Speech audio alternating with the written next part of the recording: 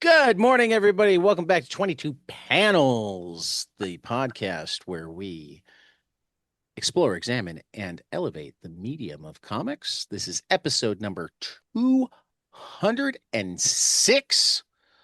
Across the interwebs from me is Phil.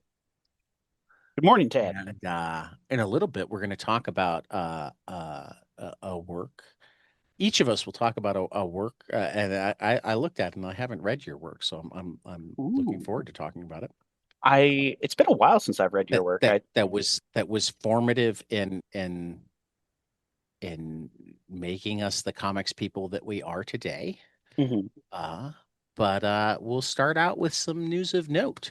One piece of comics news that is very sad, but we don't have a lot of details yet, is Humanoids has filed Chapter 7 bankruptcy. Chapter 7 is the like sudden death bankruptcy, not the reorganization bankruptcy. Mhm. Um, the one weird thing for me is the day after I saw that they filed bankruptcy, their Kickstarter campaign shot out pictures of the hardcover of the next Metal or Lot.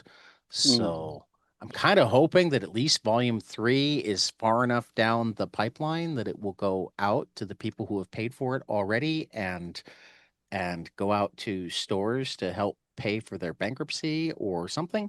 Yeah. Um, Real quick, I saw like a short summation, not full details, but they were saying that so Humanoids has an American division and a French division, and it's the American division that declared Chapter 7 bankruptcy and looks like it's probably going away. the The the the French division was already Yeah, in. that I was getting to that, unfortunately. Yeah, They're yeah, also in yeah, trouble. yeah, But yeah. it looks like they're not going away quite as soon or right now. So Just maybe, because French laws are different. yeah. Um, I don't know. I mean, the new Metal or Lot though is out from humanoids, not Oh, les humanoids. ah, So oh, sad yeah, day. I Sad I day. I, I do not know. I also do not know what will go on with their back catalog, and they've got Mm, so like now is the time when you're out at your local comic shop and you see that humanoids book that you've been thinking about for a while to grab it. Because who knows how long it will be before various wonderful books are easily available again. yeah. Um, I mean, these things could still happen. I mean, you could still have some sort of angel investor who's smart enough to look at it as a long-term investment and go, this Right. is not a catalog that you can lose money on over time unless you're Right. stupid. Um, Mobius eh, makes like money. it's right. It sounds like there's a lot of this is like tied up in money owed them by Diamond. Oh, that's a shame. That's a damn You know, shame. so it's one of the Diamond dominoes. Uh, Ugh. so yeah, yeah, that's our sad piece of comic news. So before we get into sad world news, we're gonna go into some really, really happy news. First of all, I know it's almost like rooting for the Yankees, but I refuse to think of any team that includes Shohei Ohtani as like in any way, shape, or form evil. Um, so I was quite happy when the Dodgers clinched the National League pennant last night. I was even more happy because Shohei was the starting pitcher in the first inning. It was in LA, so he pitched before he hit. In the first inning, he struck out three, ran off the field, didn't even go into the dugout because he's also the Dodgers leadoff hitter. So ran off the field to meet the bat boy to get like his batting gloves and his arm guard and his foot guard and his helmet and whatnot and get up to the plate to hit. Where he hit a 440 some odd foot home run, Wow. 116-mile-an-hour exit velocity. Wow. Over the next 6 innings, he struck out 10 and hit 2 more home runs. That feels so. Why wouldn't anyone want him to hit? That's the question. Why would No, no, sorry. That was me asking an obscure, well, not obscure, but the baseball, how one league has pitchers hit and the other league has designated hitters for pitchers. well see, there is even at this point what is called the Ohtani rule, Oh, which is if you start the game as the designated hitter and the starting pitcher, you uh-huh. don't have to come out as the designated hitter when you come out as the pitcher. Okay. I'm Which not. is why he came out of the game with nobody out and 2 on in the 7th Mhm. and hit his third home run in the bottom of the 7th. Okay. His second home run left the building. 462 feet went over the roof and left the building. Wow. Like the 8th or 9th time that's happened in all of history Wow. at Dodger Stadium. It was a performance for the ages. Um, and just for those who haven't been paying attention, and like,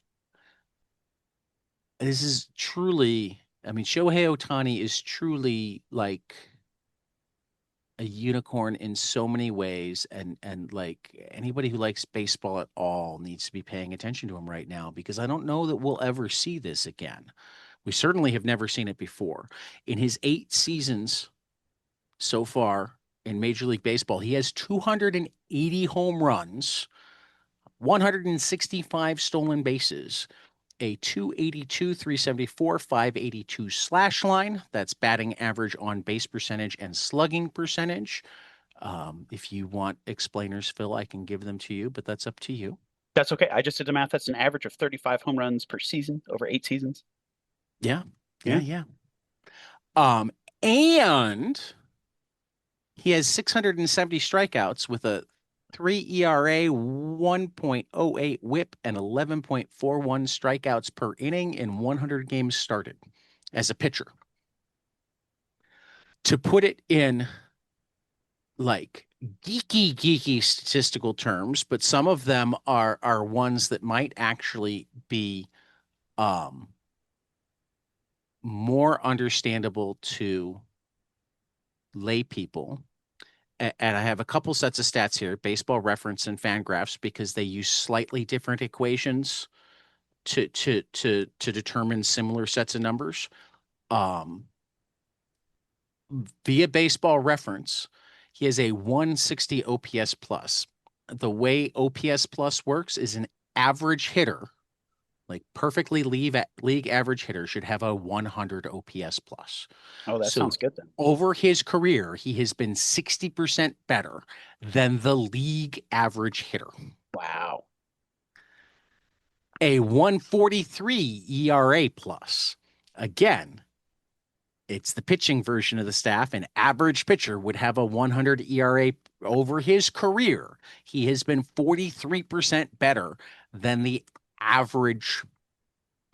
And then wins over replacement is essentially, it's working from what is like 75-80% of a major league player, or an average major league player. It's essentially, if somebody was called up from AAA to replace you, Mhm. what's the difference between you and them? Mhm. Over his career, via Baseball Reference, he's contributed 51.5 wins above replacement, 35.3 with the bat, and 16 on the mound. Wow. Fangraphs, similar numbers. Their weighted runs created plus, he's 56% better than um the average hitter. They use ERA minus, so that it's like ERAs you want to be lower and batting Mhm. averages you want to be higher. So they wanted to go, Hmm. so at a 71 ERA minus, he's roughly 30% better than the average pitcher. And that makes him at 49.7 Fangraphs wins above replacement. Now, mind you, My bar for a Hall of Famer is 50 wins above replacement. Oh. That's not quite the way it always plays out. There's certain positions where it's lower, there's certain positions where it's higher because it's an Hmm. elected thing. There's all sorts of, but like to me, if you have 50 wins above replacement, I think you belong in the Hall of Fame. Period. End of story. Right? Yeah. He is barely in his 30s, 8 Oh seasons shit. into his major league career, Wow. and is right at 50 WAR, and just put up what is arguably the most impressive single game performance in baseball history. Wow. 3 home runs and 10 strikeouts as a pitcher. Hmm. Yeah, And that's he pretty damn did it impressive. in a pennant clinching game. Yeah, that's even more impressive. Yeah. Damn. I mean, this is where For, I, for I that am. matter, for that matter, like, and this isn't the first time that he's been crazy like this because last year last year he didn't pitch because he'd had elbow surgery. Like he's only actually pitched in 6 of his 8 seasons because he's had two Oh, two elbow surgeries, but he damn. always comes back like because he's a workhorse, Wow. right? So last year he didn't pitch. What he did do was hit more than 50 home runs and steal more than 50 bases for the first time in baseball history. Wow. Overachieving. Right. This is. The game where he got both his 50th home run and his 50th stolen base, Mhm. he actually hit 3 home runs, drove in 10, Wow. and the Dodgers clinched the National League West. Wow. I mean, frankly, when I think back to that, I mean, that was the game that, like, in our baseball roundtable last year, I think at least 4 of us listed that game as our favorite highlight from the season. And that was despite the number of Mets fans. And, like, the Mets had a great season last year, right? So, like, 2 years in a row, on top of being just this general unicorn, he has put up games absolutely for the ages. This is where as a non-baseball person, I have to ask, would calling him the 21st century Babe Ruth be an undersell Undersell. or okay, yeah, that I had a feeling that's what it might be. Yeah. I mean, a lot of people have been doing it, but Yeah. like Babe never was really a pitcher and hitter at the same time. Oh, interesting. Okay. When he was pitching, he tended not to hit on the days in between. When he was hitting, he tended not to pitch. Okay. Oh yeah, so that is Um, surpassing the common man legend. right. I mean, he was a very good pitcher, and obviously he was a very good hitter. I don't Hmm. think he was as good of a base runner. Yeah, the I gut slows you mean, down. well, I mean, Babe was actually a much better base runner than most people give him credit for. Sure. But like Otani is an outstanding base runner. Yeah. Otani hasn't played a lot of outfield, but when he has, he's played it well enough that I would be curious as to see what happened if he. I mean, I don't think that even if he wanted to do it, any team would allow him to play outfield in between starts, just Hmm. because they're increasing the likelihood of injury that much more. And Right. it's like this investment. Yeah. um, Oh. but like, no, I mean, the only real comparisons that I know of in US baseball. Hmm. Sounds like, I mean, I haven't dug enough into Japanese baseball, and it sounds like there was maybe a guy in the 50s that played both ways, but not at nearly the same level. Um, is there are 2 guys in the Negro Leagues who are considered among the best pitchers and among the best hitters in Negro League history. So you have Bullet Rogan in like the the teens through late 20s, early 30s, and you have Martin Dihigo in um, like the late 30s to the 50s. Um, Digo is actually in Hall of Fame, 5 different Hall of Fames. He's in the National Baseball Hall of Fame. He's in the Negro League Hall of Fame. He's in the Cuban Baseball Hall of Fame. He's in the Mexican Baseball Hall of Fame. I think he's in the Venezuelan Baseball Hall of Fame. Wow, good for him. My favorite Martin Digo story, and like it it it uh it gives last night's Shohei story a run for its money. Is in I forget if it was a playoff or just a pennant consequential game in the Mexican League in I think the 30s. Now I actually have to look it up. We're gonna look it up because it was written up very. There's a SABR, the Society of American Baseball Research. Most people think of as um, m- like mostly a stats thing. The advanced stats are often called sabermetrics, that sort of thing. And Hmm. while that is true, it's so much more. They're just massive baseball historians.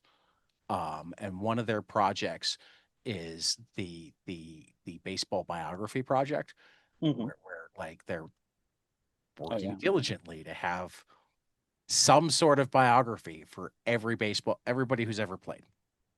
So like sometimes I'll just go through and I'll find completely random names of people that I've never heard of and wind up like being able to read a page, not just on their career, but on their life, really That's incredible. Yeah. research stuff, right? Hmm. So the one on Martin Digo starts by Peter C. Bjarkman starts this way. A league pennant was squarely on the line under the brutal Mexican sun on September 5th, 1938. A team known as Agrario, led by the legendary Satchel Paige, battled Aguila for the championship of the summertime Mexican circuit. A league recently strengthened by the importation of such frontline Negro League stars as Josh Gibson, Ray Dandridge, and Willie Wells, and the redoubtable Page. For 8 tense innings, ageless Satchel had battled pitch for pitch with his rival, an equally tough Cuban ace on the hill for Aguila. Page's formidable opponent that day would eventually amass an 18-2 record and microscopic .92 ERA and a league best 184 strikeouts before the wrap up of the same summer season. Both aces dueled for 8 innings of a 1-1 deadlock before Page became the first to succumb to the relentless heat. In the ninth frame, the league's leading hitter brought his .387 average to the plate against yet another imported Cuban hurler, Ramon Bragana, who had just relieved the wilted Page. The tension was quickly erased when the star Aguila batsman crushed one of Bragana's best offerings over the distant center field wall for a dramatic walk-off homer. If one were to spice this story by announcing that the league leading pitcher and the league leading hitter were twin brothers, a reader could not be blamed for dismissing the veracity of the tall tale. And yet, the truth in this case is even more incredible than almost any imagined Hollywood style plot. The star Cuban hurler and the .387 hitter, not to mention the pennant winning manager, were in fact all one and the same remarkable athlete. The hero of this tale, and so many more like it, was in truth Martin Digo, black baseball's true El Immortal, uh, as he was dubbed back home in Cuba. So, yeah, That's awesome. I that, that would be the one guy in baseball history. And this is where it's such a shame that, like, there's very little Negro League film. There are thanks to a lot of really dedicated researchers, we now have a much better collection of um, stats and box scores, from scrounging newspaper archives and microfilm and whatnot all over the country. Mhm. Uh, but like any official league records were destroyed at various times and Mm. various means. Yeah. Uh, uh, uh, like the level of play they got to enjoy was greatly variable. They're living and traveling, but on the flip side of that, their living and traveling conditions were also ridiculously variable. Mm. Yeah. you know, finally, Negro League, the stats that are tied to the actual league games have been considered major league stats, which is why Josh Gibson is now considered the all-time leading hitter rather than Ty Cobb. Mm. Uh, but none of them come close in the counting stats because there aren't enough official league games for them to come close. But like if they played 40 league games in a season, there was a good chance that they played 200 non-league games. Mm. Wow. That's a really fascinating like hypothetical lost history there. Um, Also, while you mentioned Absolutely. Saber And for with the years and years and years, and this is one of those white privilege things, right? Mhm. For years and years and years, like the whole argument on how we couldn't say that the Negro Leagues were equal to the major leagues, blah blah blah, was, well, they didn't have to face Babe Ruth, and it's like, yeah, and Babe Ruth didn't have to face Satchel Paige. Right, right. Oh, yeah. No, I couldn't help but imagine while you're on that Saber page how cool it would be to have a project like that for comics of having full Oh, I biographies of desperately want one. yeah, everyone who's ever drawn been involved in comics. That would be so cool. I would love Oh that. yeah, no, I want that too. Yeah. Actually, that I'm surprised you don't know about this. Oh, Lambiek. oh, Lambiek interesting. is Oh, actually a oh, a comic shop here we in go. it is a comic shop in somewhere in Europe. I forget.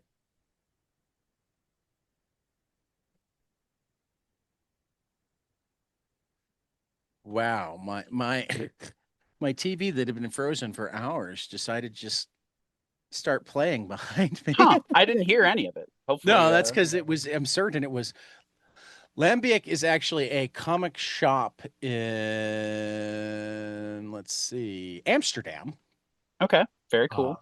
a very old comic shop, but their website also includes the Comiclopedia, including the Artist Compendium. Ooh. Um, I Yeah, mean, it says welcome that, to the Comiclopedia, an illustrated compendium of over 14,000 comic creators from around the world. now, obviously, not all of them are in depth. This is all Sure. it's got for Greg Land. That's all you need for Greg Land. Well, Greg Land's pretty cool, He is. But but I think you like, can take the same things about Greg Land and reuse them and you'll get the gist. let's look at. Oh, this is a hell of a rabbit hole to be Oh, tempted on the edge actually, of. let's go with a friend of the podcast, Yeah. Bob Skoriak. Heck yeah, Bob. Bob Skoriak gets, Oh yeah. Yeah, that's a good amount for Sokoriak. Heck yeah. you know, um, let's look at uh, one of our first comic strip club, uh, Roy Crane. Roy Crane. Huh, I think I've heard the name, but wow, these are Oh, his really Captain incredible. Easy is outstanding. Yeah. Oh, that's actually not as deep as I expected it to be. Oh, yeah. But Only let's looks say like he was two, an three influence on pages. these people. So pick one of the people that he's an influence on. Right? Oh, John Severin's the first one that jumps out at me. Yeah. Oh my gosh. You've given me a great gift here, Tad. So I'm yeah, going to be popping around on this for a good while. like this might be something that we have to spend more time with at Oh, another time. Yeah, yeah. lambic.net I already have a is tab open for actually it. very much. And I mean, I initially discovered on an accident because if you Google Wow. almost anybody, Uh-huh. Not far after their Wikipedia will be their Lambic. Interesting. So And for for that any, matter, half the time their Wikipedia, if you pay attention to the sources, yeah, Sites Lambic. significant Oh, that's funny. parts of it are sourced to Lambic. That's really cool. So I mean, any the listeners one, out there worried about spelling, it is spelled LAMBIEK.net. oh, Uh, good. I had been, they don't put it up top, but oh, they okay. do say at the bottom who the entry is Oh, by. that's really cool too. Right. I like that. And last updated stuff like For that. that matter, Marie Severin Of course. I mean, has it's hard to a, imagine having and I love that a. they also do like panels, Mhm. pages. Yeah, there's a lot of reference art in here to show these people's Right. work, which is Mhm. part of what makes it so incredible to look at of Yeah, yeah, finding things from people you've never heard about and yeah, yeah. looking absolutely incredible. But yeah, no, I find it an absolutely essential research when I'm either talking to or about a creator that I don't know quite as well. Okay. The beginning of your cheat codes. Yeah, yeah. But yeah. So what kind of week has it been? Well, the Republicans continue to make the No Kings rally out to be the Hate America rally. So while Don't threaten me with a good time. I won't I won't this won't go live until afterwards. I Hmm. sincerely hope that there's actually a lot of patriotism openly on display Oh yeah, to make that narrative harder. Um, I I sure hope think so one too. of the most effective things being done in Portland, in Chicago, is like it's hard to get the visuals they want when you're dressed like a frog or a Yep, banana. yep. Or Cookie Monster. Right. It's hard to get the Yeah. visuals they want when it's a pastor clearly praying. I one of my favorite humorous memes that was posted was someone saying, "Look at these organized forces in Portland," or saying, "Look at these forces in Portland. This is a joke," and then trying to demonize them and saying, "Look, they're organized. They bought their own animal costumes." Right. Yeah. Um, but I mean the part of successful nonviolent movements that's not talked about because it's so painful is that a large part of their success is often the violence inflicted on them Yeah, and their that's a shame. ability to not retaliate. Yeah, their Um, ability to endure and stand up to opposition. Yeah. I wonder if things like the frog costumes thing, I wonder if making the threat of violence look so ridiculous It does. may finally be the key to a nonviolent movement that doesn't require having violence inflicted upon it Yeah, to prevail. I hope so. And I don't That know. yeah, But I mean that's my thing is on one side like this is incredibly important and I don't think we win it through violence. Not only do I not think we win it through violence because violence begets violence and like we might retake power but that wouldn't really be a win. I don't think we win it through violence because I'm not certain we have the firepower to win it through violence. yeah. I it would as you were saying that, I was also thinking that, in this situation for violence to be considered the win, like I feel like it's more of it's a resolution. It's an ending, but it's not a Right. win because Well, we don't you know want what though? to, It would be for them. and that's the difference. That's the big difference between sides. If it gets violent Yep.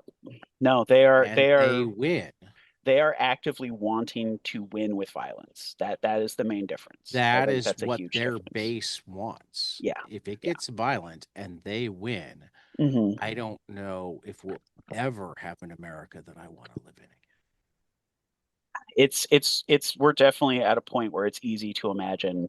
I mean, on one hand, yes, we have to acknowledge that we've had a problem with fascism for a much longer time than this Right. century.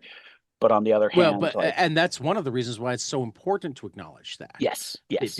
Because it's important to acknowledge that the stakes are really fucking high. Hmm. Hmm.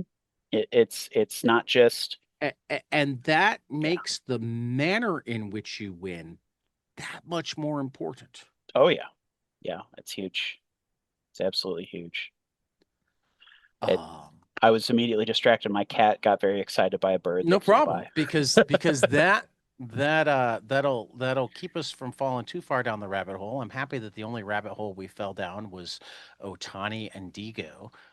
Yeah, those are good places to That's a go. good rabbit hole. Heck yeah. Uh, I'm always happy to Ironically, let you and I talk don't baseball. think this is in part, I don't think this is on purpose, but it Hmm. would be a question that I would ask Otani. Uh, there's not a lot of good records on what numbers Negro Leaguers played and or wore, and like half of the Negro League era was before numbers were common, and uniforms were more likely to be passed around at time, that sort of thing. But one of the numbers that Digo is credibly um, reported to have worn is the 17 that Otani now wears. Um, Um, so that's just a cool geeky thing for me too. that is fun. I like that. Um, so all right. We are near the end of the month. So this is our last batch of new to order stuff before the next catalog. So it's going to be a shorter one. I'm going to talk about Donald Duck, the Golden Pineapple. It's Legacy number 389, number one of the new series from Fantagraphic. Gorm Transgard, Joe Torkivia, Peter Snaberg, Thad Komorski, art by Giorgio Cavazzano, Marco Rota. The Golden Pineapple. You can't buy this eye-popping giant fruit at a grocery store. It's 24 carats. It's worth billions, and it's been lost in distant Costa Pina for 75 years, 750 years, despite 750,000 tourists' effort to find it. Uh-oh, Uncle Scrooge hasn't found it yet either. And in an epic adventure from fan favorite artist Giorgio Cavazzano, Donald is fighting to get there first. Then in Be Happy, jealous Donald always thought Gladstone Gander was Earth's luckiest duck, but a sadistic sea storm may prove otherwise. Um, I love Carl Barks Duck comics. I love a lot of the later Duck comics after Barks that like were clearly done by people that like understood their legacy. Um, a lot of them were European. And I love that Fantagraphics is now bringing back the monthlies and using a lot of the European talent that has been doing great stuff with them as well. The first Uncle Scrooge came out last week, something like that, and it was outstanding. So I am definitely looking forward to Donald Duck, and even at this point, looking forward to Mickey Mouse, just because they're doing such a phenomenal job with Donald and Scrooge that it's like I'll give Mickey a shot. Alrighty. And next up, we've Oh, got. Ooh, that's in stores oh, on December 10th from Fantagraphics. Sorry. oh, that's there we go. Next up, we have Chiller Shiver Suspense Stories from writers David M. Boomer, Melissa Boer. Flores. What's that? Boer. Boer, David M. Boer, Melissa Flores, George Northey, Ben H. Winters, artists Sammy Cavella, Dan McDade, cover from Dustin Weaver. As if the holidays weren't horrific enough, EC Comics and Oni Press are back to stab your your stocking for the second year running with an all new, all terrifying tales of holiday horror and Christmas time catastrophe as Shiver Suspense Stories slays again. In this year's giant sized 56-page tome of gruesomely gift wrapped delights, we're trying perpetual not listers, David M. Boer, Melissa Yeah, this is Flores, going to be your list all the again. people I just listed Right. out. Go listen to them again. More great suspenseful coming from EC and Oni. Never fear, EC's newest annual tradition also comes complete with an extra added EC Comics classic, newly restored back to its authentic original coloring.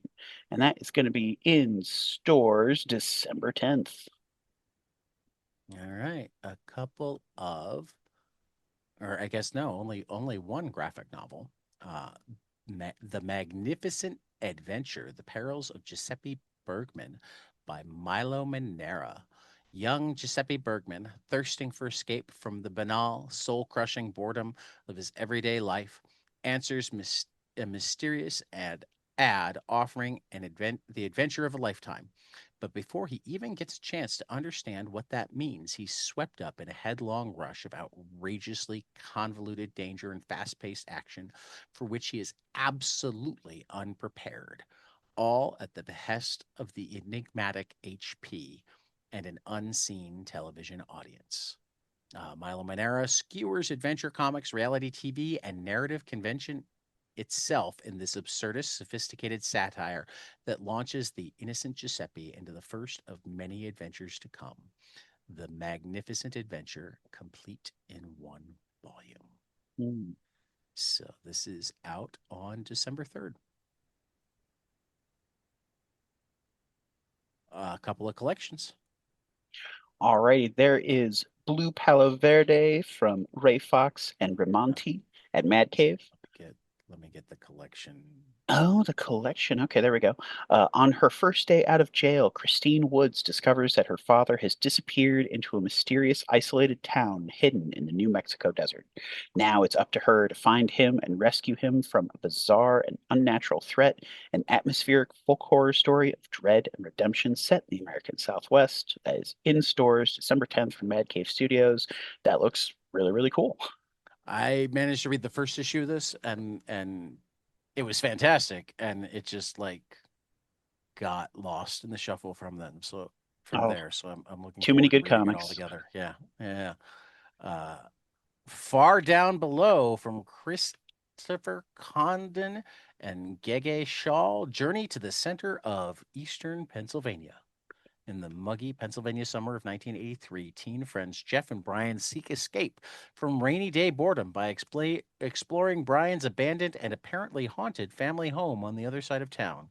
When they instead find a secret that will unlock the doors to adventure and danger as they descend beneath the surface, encounter terrifying strange creatures, and journey far, far down below to discover a strange new world and themselves from Mad Cave Studios, out just in time for Christmas on December 24th. This was outstanding. For any Um, last minute shoppers out there. Oh yeah, yeah. yeah. All right, new to order this month, starting with new comic series. We have Aggie, a one shot from Mark Russell, ACO AWA, December 17th. Barbaric, The Long Death, #1 from Michael Morisi and Nathan Gooden at Vault Comics on December 3rd. Black Panther Intergalactic #1 from Victor Lavelle, Stefano Nessi, Marvel Comics, December 17th. Briar, Knight's Terror #1, finally finishing up the series the way he wanted to. Christopher Cantwell and Alex Lins at Boom on December 3rd. Carmen Redclaw, Belly of the Beast #1. Ray Allen, Mike Mignola, Dark Horse, January 7th. Donald Duck, #1, The Golden Pineapple from Gorm Transgard, Peter Snaberg, Joe Torsiva, Thad Komorowski, Giorgio Cavazzano, and Marco Rota at Fantagraphics on December 10th. Drumsticks of Doom #1. John Westhoff, Dan Doherty, Part Time Comics, December 3rd. Giant Size Criminal, Number one from Ed Brubaker and Sean Phillips at Image on December 3rd. Habitat #1 from Joshua Dysart, David Lapham, Bill Sienkiewicz. Bad Idea, December 10th. New Space Age from Kenny Porter and Mike Becker at Mad Cave on December 17th. Our Soot Stained Heart #1. Joni Haig, Stipian Morian, Mad Cave, December 10th. Shiver Suspense Stories Volume 2, Issue 2, Something 2, another one shot from E.C. Oni, from David Bohr, Melissa Flores, George Northey, Ben H. Winters, Sammy Cavella, Dan McDade, and more coming on December 10th. Trigger Warning, A Strangers in Paradise story. One shot from Terry Moore, Abstract Studio, December 3rd. And Kyle Starks returns with Wrestle Heist #1 from Image Comics on December 17th. Phil, how about the graphic novels in the new catalog? Kicking it off, we've got All the Living from Roman Muradov, Fantagraphics, December 3rd. Calamity Before Jane from Noah Van Sciver at Toon Books on December 23rd. Charles Chaplin, The Funniest Man in the World, Seymour Chwast, Steve Brower, Fantagraphics, December 3rd. The Dragons of Paris from Joanne Sfar and Tony Sandoval from Oni Magnetic on December 3rd. The Exile, Eric Keek, Uncivilized, December 10th. The Final Symphony, a Beethoven anthology from Brandon Montclair, Frank Marafino, Jarrett Williams, Dave Chisholm, Louisa Russo, Alice Mackey Lee, Shane White, Ryan Kelly, Leanda Kangas, and more from Z2 on December 10th. The Magnificent Adventure, The Perils of Giuseppe Bergman, Milo Manera, Fantagraphics, December 3rd. Mansect from Koga Shinichi at Uncivilized on December 10th. Mid-State, Volume 1, from Lee Luridge, Mark Chatter, Mad Cave, December 17th. Queen Kodiak from Christopher Greenslate and Riccardo Ficini at Maverick Mad Cave on December 10th. Stray, Volume 1, from Ryu Kamio, Yu Nakahara, Titan, December 3rd. UFO Mushroom Invasion from Shirakawa Marini at Uncivilized Books on December 10th. And finally, we have Rack and Rune from Chris Capel, Alex Arizmendi, Maverick Mad Cave, December 3rd. And some collections, Phil. What do we got this month? We've got the Blood Brothers Mother, Brian Azzarello, Eduardo Riso, Distillery, January 20th. Blue Palo Verde from Ray Fox and Ramonti at Mad Cave on December 3rd. Dogmatics and the Indomitables, 3-in-1, Volume 1, Yves Colon, Matthew Choquette, Jerome Erbin, Hervé Benedetti, Nicholas Robin, Michael Colon, Simon Lecoq, Oliver Serrano, Maureen Lachinaud, Philippe Fenesh, Jean Bastiem, David Etienne, from Papercuts, December 7th. I'm so sorry for all those names. You don't speak French? What? Oh, Fire not and enough. Ice When Hell Freezes Over from Joanne Sterer and Stephen Byrne at DC Comics on January 27th. Far Down Below from friends of the show, Chris Condon and JJ Shaw, Mad Cave, December 24th. The Future Is Volume 1, Black Mountain from Fred Van Lente, Ennio Buffi, and Mario D'Alessandro from Recca on December 10th. Groupies from Helen Mullane and Tula Lotte at Mad Cave, December Helen 17th. Milan and Tula Lotte. Milan and Lotte. Thank you. Helen of Windhorn Deluxe Edition from Tom King and Bilkis Evely from Dark Horse on February 24th. Crypto, The Last Dog of Krypton from Ryan North, Mike Norton, DC, February 10th. I Was a Fashion School Serial Killer from Doug Wagner and Daniel Hilliard and Michelle Madsen, Image Comics on December 3rd. The Pale Knight from Peter Milligan, Val Rodriguez, Mad Cave, December 24th. The Smythes by Ray Irvin, edited by R. Kikwo Johnson and Dash Shaw, with an introduction from Caitlin McGurk on New York Review Comics on December 9th. This Ends Tonight from Jerry Dugan, Robert Wyndham, Kelvin Mao, Jay Lee, June Chung, Image Comics, December 24th.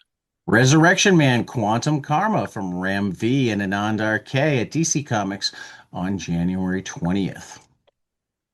Tarna from Alex DeCampi, Esau and Isaac Escorez, Carlos Cabrera, Heavy Metal, December 10th. You'll Do Bad Things from Tyler Boss and Adriano Turtolucci at Image Comics on December 10th. Final order cutoff for Monday, October 27th.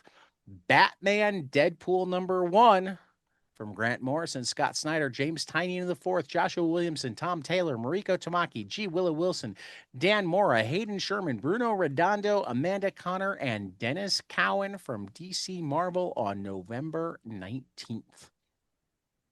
Capes #1 from Robert Kirkman, Mark Englert from Skybound Image on November 19th. Drumsticks of Doom #1 from John Westhoff and Dan Doherty, Part-Time Comics, December 3rd. Ferocious #1 from Luke Pidorowski and Emmanuel Ercoloni at Mad Cave on November 19th. The collection of the Comixology Comics Ghost Box from Mike Carey and Pablo Raimondo at Mad Cave on November 18th, which is 19th for comic shops. I Was a Fashion School Serial Killer. Doug Wagner, Daniel Hilliard at Image on December 3rd. Petra Shari from Attilio Meshaluzzi at Fantagraphics on December 3rd. And Trigger Warning, A Stranger in Paradise story one-shot from Terry Moore and Abstract Studios on December 3rd. Currently crowdfunding, we have the Comic Shop Anthology from Lifeline Comics on Kickstarter through October 23rd. Dracula Book 3, The Count from Matt Wagner and Kelly Jones on Kickstarter until October 30th.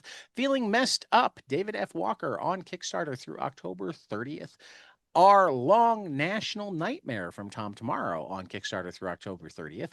The Dead and the Damned #3 from Sebastian Gerner, Kelly Williams, and Goats Flying Press on Kickstarter until October 31st. Sync Halloween Special #1 from John Lees, Alex Cormack at Comics Tribe on Kickstarter through October 31st. The Comics Courier issue 3 from Tiffany Babb and on Kickstarter through November 1st.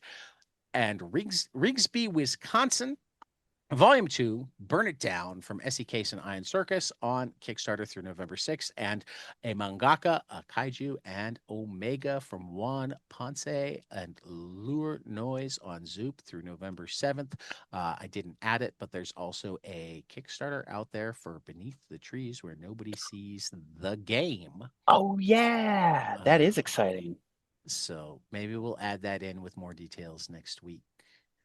Anyway, 3 amazing books, and yeah, it was a good week, even though it was a little week, and I realized that I don't even have one of the great books. What the one non-#1 that almost made my top 3, I had somehow not put on my honorable mention. This was Good as Dead #2 from David and Maria Lapham.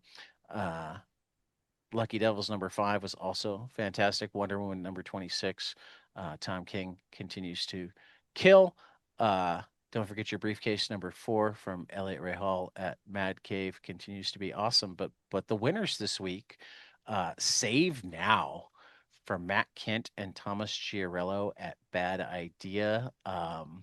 It's a character in the Milestone universe that can turn time back 6 seconds, something like that, and will regularly do it in battles to this takes that to a greater level, and there's a character whose ability is he can turn back time as far as he needs to, and he's the only one that knows. So he ages all of the time that he lives.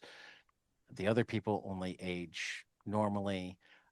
So he's part of a super team that always wins because they get to replay it as often as possible. That sounds really But great, but actually. but sometimes like aren't aware that they always win because like he hits the reset button. Yeah. They feel like they always win, but that's because when they lose, he hits the reset button. Hmm. So this is kind of the setup of this story is like the apocalypse has happened. And he's like, look, I've replayed this every way I can. And like, we can't change it. Wow. And them getting, we always win. He's like, you don't get it. You always win. But somebody's cleaning up I your am mess. 30 years older than I was the last time I talked to you in your world. Yeah. Holy shit. Oh, that is fascinating. Um, yeah. So yeah, it's fantastic. Endeavor, that's from Matt Kent and Tomas Chiarello at Bad Idea. Endeavor #1 from Stephanie Phillips and Mark Lemming at Distillery. This has two wonderful things going for it. The first is that like it's a Stephanie Phillips like creepy ocean adventure story. But the second is there's an explicitly autistic young girl in it, and Oh, that's awesome. I dig that. Yeah, Um, that's so great. very much, and Endeavor is like, imagine you took the Endeavor and rebuilt it as a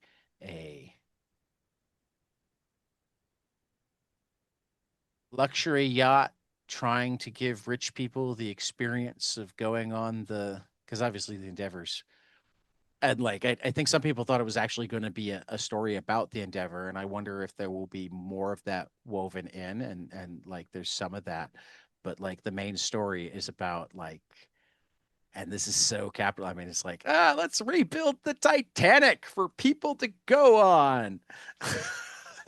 Yeah, yeah. Oh, Oh, only, even less luxury of a ship, but like if you're gonna get the rich people to come, you gotta turn it into more of a luck. Yeah, it's fascinating.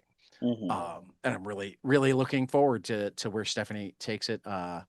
Dr. Phillips is outstanding with her storytelling. And finally, Terror Bites #1 from Mark Russell and Felix Ruiz at Mad Cave. Mark is taking on capitalism, politics, and technology in his typical satirical and absolutely hilarious, well, absolutely. You know how, do you know the term like ride Homer or next day joke? It's the joke that you don't realize that it's funny until now. I get the concept because I've had that happen Right. for sure. And there's also the reverse, which is like the one that you don't realize it's not funny I've had those too. Oh or no. or not funny for bad reasons. Now, what I think Yeah. I think what Mark Russell is the pro at is writing those things that are funny, Hmm. and then when you sit with it for a little bit, you're like, oh, but this is not funny at all, and then you sit with it a little bit longer, and you're like, which makes it hilarious. Yeah. Yeah, I can that's the ride he takes you on for sure. Does that make sense? Oh yeah, Does that make sense? I mean, having read Traveling to you Mars, finally that's you yeah. were finally Yeah. introduced to Mark Russell with Traveling to Mars. Isn't that like By the more than perfect Reputation. example of Yeah. That what it was is? pretty It's much like this is yeah. hilarious. It's like, oh, wait a minute, Yeah. And that's the no, thing is that I this is started horrible. I And then started it's like, reading it. oh, but it's also so real. So what the fuck are you supposed to do except laugh at Yeah. it? Yeah. I started a little bit at phase two of that, like, this isn't funny. This is slightly horrifying. And then the humor became more apparent the further in I went. Like Traveling to Mars was Yeah, it great. goes from surface funny to Uh-huh. horrifying to, Yeah. oh, this Yeah. is biting satire. To then like oddly This is heartwarming. Jonathan Swift, eat your children. Yeah, it was like this is an argument about nothingness and insignificance that makes me feel better about things, not Right. worse. Oh, it was Right. beautiful. I Yes. recommended it to my dad and a friend of mine Right. from work who loves sci-fi. Right. So yeah, it's great. So terabytes is very much off on that level of Mark Russell wonderfulness. Um, yeah, yeah. So that was cool. Hmm.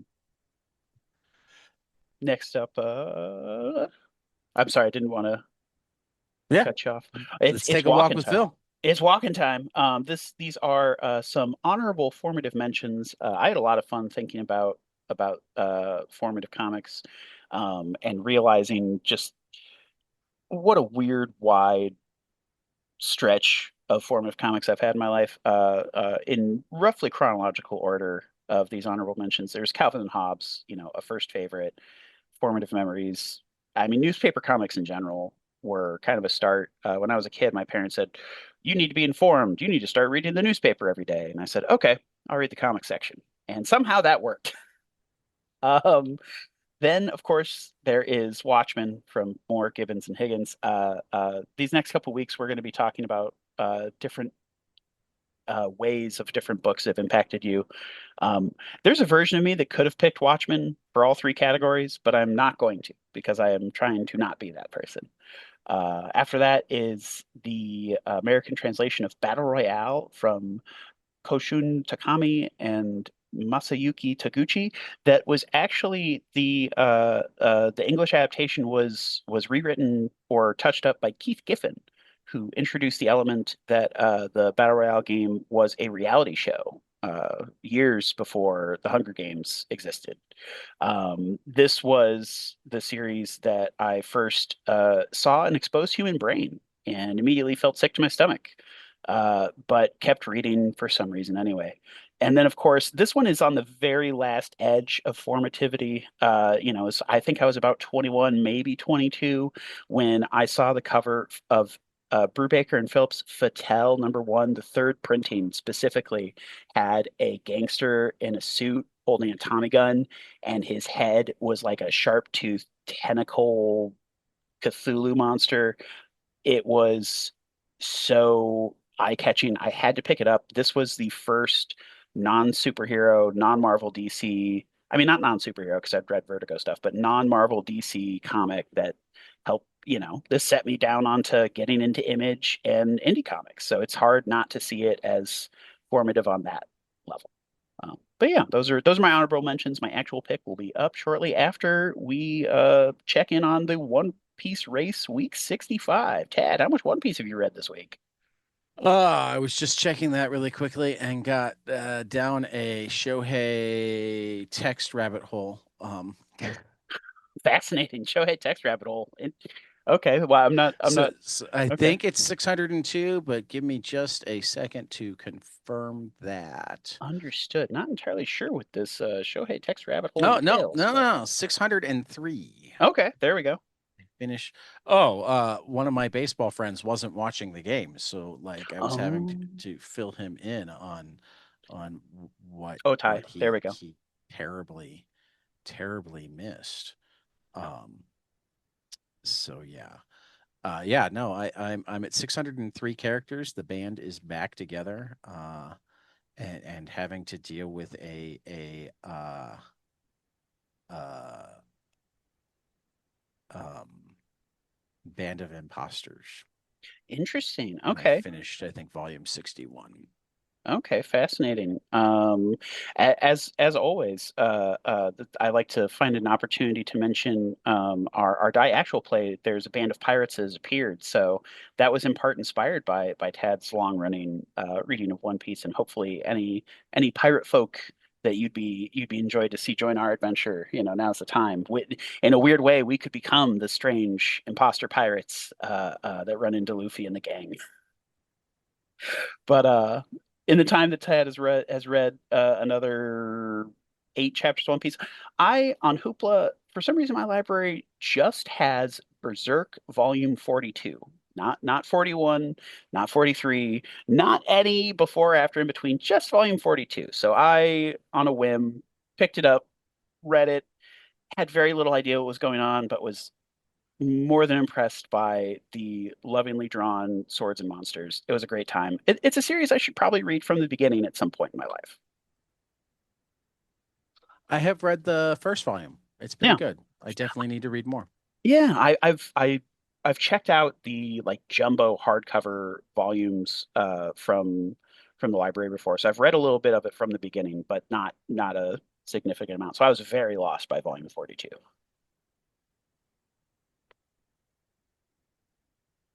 So yeah, I mean, it is a weird place to start. It is. It is something I probably wouldn't have done. I am typically very meticulous about wanting to read the whole story and the whole story as intended in order. So this was a little bit out of character for me, but Oh, it's good to push yourself out of comfort yeah. zones. I And it like was that. late last night. I was like, hey, I should probably read some manga so that I can continue, continue our tradition. And yeah, and that was it. That's what I found. There's, Hoopla, the Hoopla I have access to is a very strange collection of a lot of manga I have not heard of before and that Okay. looks like not necessarily my taste. So it's been Gotcha. interesting scraping through all that. Okay. Well, let's move on to formative works is our great responsibility this week. And the way we defined this for ourselves was um, something we read relatively early in our comics reading that formed part of how we looked at comics in general. Um, and I'm gonna actually have you lead off because I gotta say Okay. I've never actually even heard of this. So Yeah, this is so for my formative work that shows, after considering all of these things that are quite popular and a lot of people have heard of, I decided to go with an obscure manga called Arm of Cannon. That's how it was published by Tokyo Pop in the early 2000s in English. It was originally called Birth in Japan. I phrase it as weird Buddhist sci-fi horror. It is a seinen manga from the 90s, so it I is always forget gratuitously what the different violent. types of manga are. So you Yeah. wanna So define seinen, that and maybe the yes. other ones? Absolutely. So seinen is for mature adult men. These are series about blood and violence and sex and horrific things. Typically at this time, the genre changes over time. Shonen is for young kids, so that's where typically you get your Dragon Ball Z, your My Hero Academia. For some reason, Fist of the North Star is shonen, and that's kind of the outlier that shifted everyone's tastes. Then there is josei, which is adult women. Those are on the disturbing side. I know there's, I think it's called Harry Carey. I'm butchering it. That's the most famous and first one I heard about that was about a fashion designer, and then the mangaka got hit by a car, so it was never finished. Um, but it's supposed to be fantastic. And then not josei, but shoujo is for young women. That's your Sailor Moon, Cardcaptor Sakura, those sorts of things. So this book, Arm of Cannon. So after I had been borrowing volumes of Battle Royale from a friend at school, and that was kind of the first. Clearly, so the common theme with my formative works, I read Watchmen when I was 14. A lot of elements of that went way over my head, but it definitely set me on a path to, hey, I want to read some weird, disturbing, difficult things as a young person. That part of that was Battle Royale. The then sort of in a competition to, hey, what's the most fucked up thing you can find and read and still enjoy and find fascinating? I went to a Borders and I found this series, Arm of Cannon, that is quite frankly quite disturbing, had a lot of elements that went over my head. Um, and but it still it left an impact on me. I didn't.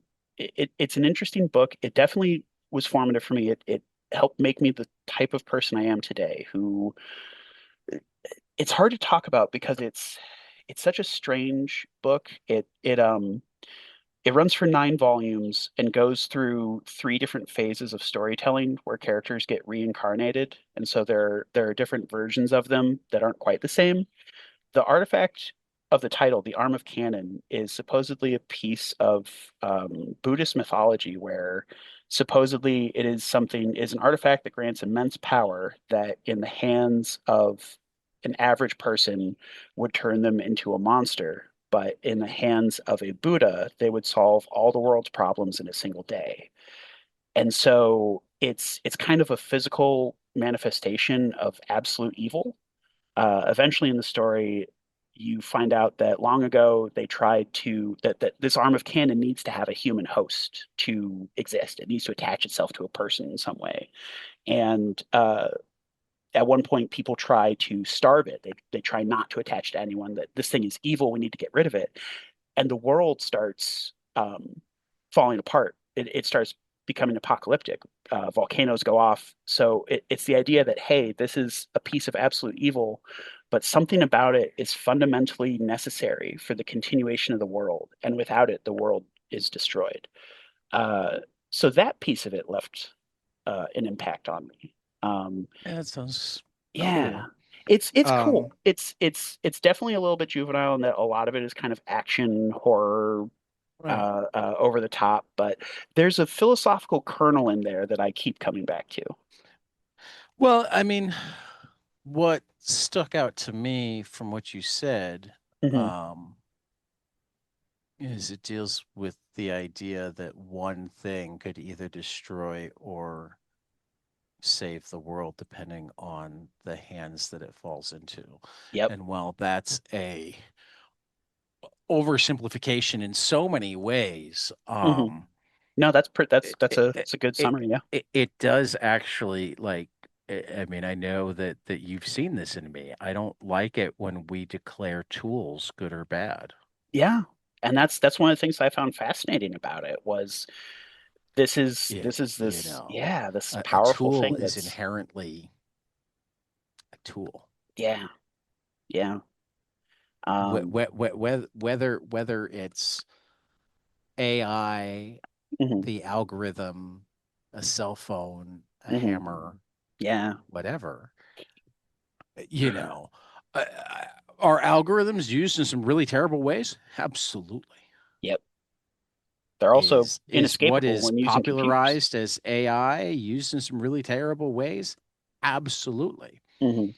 But it's the users and or the controllers Hmm. that are creating any bad that is there, not.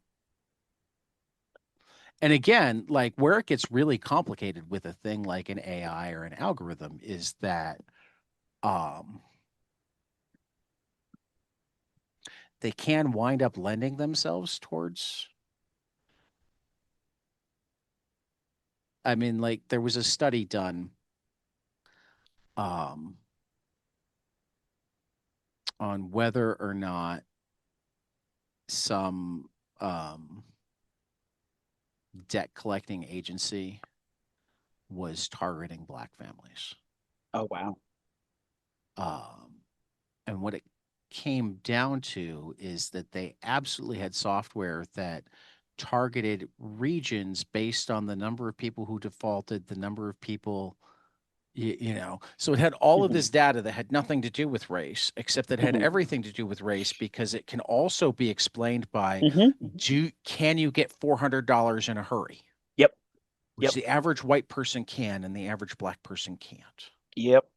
It's basically The average yeah. white person, if they need $400 to keep their house, if they need $400 to keep their car, Hmm. they have somebody who will give or lend it to them. 100%. Yep. The average black person doesn't know that person. Yep. It's not Or that it's not even that they don't know. And again, this is average. yeah. This is Right. we're Right. Right. talking statistically. Don't Yeah. don't take this as me saying no black people have money. Don't take this as No. me saying all white people have money. Right. Right. Like Right. We're painting with a broad brush, but statistically, not absolutely. right? Statistically, you are way more likely to have somebody that you can turn to if you need money in a hurry Hmm. desperately the little if you are caveat. a white person Yep. than if you are any other type of person. Yep. And the group of people in the United States least likely to have access to that hmm are black people. Yep. They just don't have the generational wealth. And my thought was, or if you do know how to get $400 in a hurry, is probably something like payday loans that are aggressively predatory that have a good Well, chance of making your situation but worse. even there, Yeah. the white person is more likely to get the loan than the black person Oh, that is for absolutely similar fucked sets up. of reasons. Yeah. Admittedly, I've never used payday loans, so No, that's well, another thing that, yeah. I haven't either. I'm talking like the But yeah, hugely you're right. statistical type stuff. Absolutely, totally, totally. You know, the And white person is more likely to have a job that will let them use the payday loans, or right. more likely to own a Oh wow. car that will let them take hmm out a title loan, I or didn't even consider that there might be jobs or places of employment that payday loans would reject. So yes, you absolutely. just don't actually have a job. Yeah, absolutely. But yeah, like if you need $500 and your weekly paycheck is $300, are they going to give you $500? That's a great point. It's a really I mean, great I point. don't know. I don't either. I mean, not speaking from specific knowledge here, Right. but But it's yet another part of systemic racial inequalities that, oh like, yeah.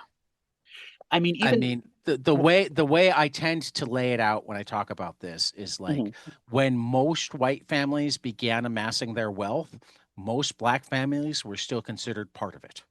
Geez, holy shit. That is very accurate. That's absolutely accurate. Yeah. So even assuming that they were in a position to begin amassing wealth the second their family was freed, Yeah. most white families have hmm 100-year head start, 200-year head Yeah. start. You know, most white families didn't come to America with nothing. Yeah.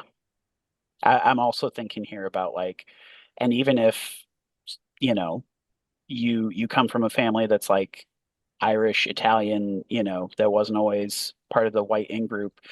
I think that the time in between has been a lot kinder to those people That too. to allow But the building of even wealth. even Yeah. when you weren't part of the white in group, that hmm didn't necessarily mean that you couldn't buy property. Yes, exactly. That too. So there's It didn't so mean many. that there was no inheritance for your children. Right.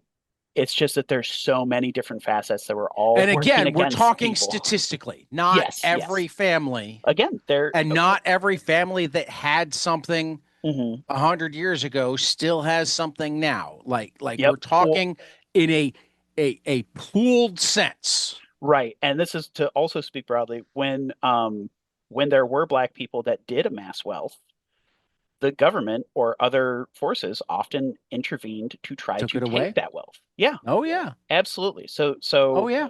these issues are persistent, multifaceted, Hmm. ongoing. Hmm. I mean, this There's is this so is much one of to the it. this is one of Yeah. the reasons why Eve Ewing hmm in her newest book, Original Sins, uh dealt with black and native, because in hmm terms of their experience, the group of Americans who have the most similar experience to black Americans are the Native Americans. Yep. Yep. You know, Yep. um, we're just considered other. hmm You know, And yeah, and literally had their culture whitewashed and stamped out, and well, and how about yeah, unceded treaty lands? that too. That I too. mean, unceded tribal lands is bad enough, but Yeah. how about Nice. unceded treaty lands? Lands that under Yeah. law, Yeah. under treaties we have signed and not broken hmm legally. I mean, I sometimes wonder if half the reason that the United States is hesitant to call out settlers on the West Bank is because their afraid that that will have people start saying, yeah, but what about South Dakota? Oh, yeah. I mean, saying that South Dakota and What Gaza have about similarity in that. Oklahoma? Yeah, I mean, yeah. It's sad that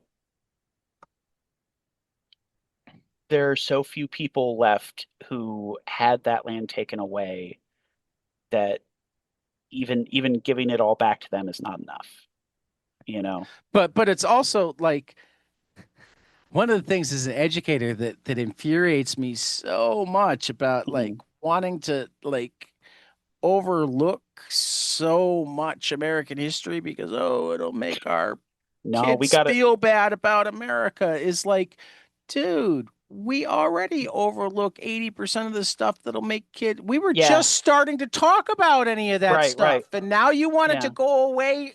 Like, No. Talking about it is the only way to start making it right, and actually making it if right should America's be the going to be goal. great, it needs to be because of the mistakes they made, Yes. not Because of the way they corrected the mistakes they made, right. especially. Right. Yeah, I don't think we can achieve greatness while sweeping genocide under the rug in any Right. capacity. So yeah, and just to tie this back to that last word on the text, so the main formative idea that the book left me with is the idea that a world that is completely rid of evil might not be possible and might not be possible to exist. What do we do about that? Where do we It go also from might there? not be interesting. I mean, I don't Yeah, know how much I it's a side love the point. world. I also, well, I mean, I don't know how much I love the word evil, just like I don't know how much I love the word good. Hmm. Um, particularly as absolutes. Hmm. But if there is no evil, what is good? Yeah, it's definitely a head scratcher. If Uh, there's no good, what is evil?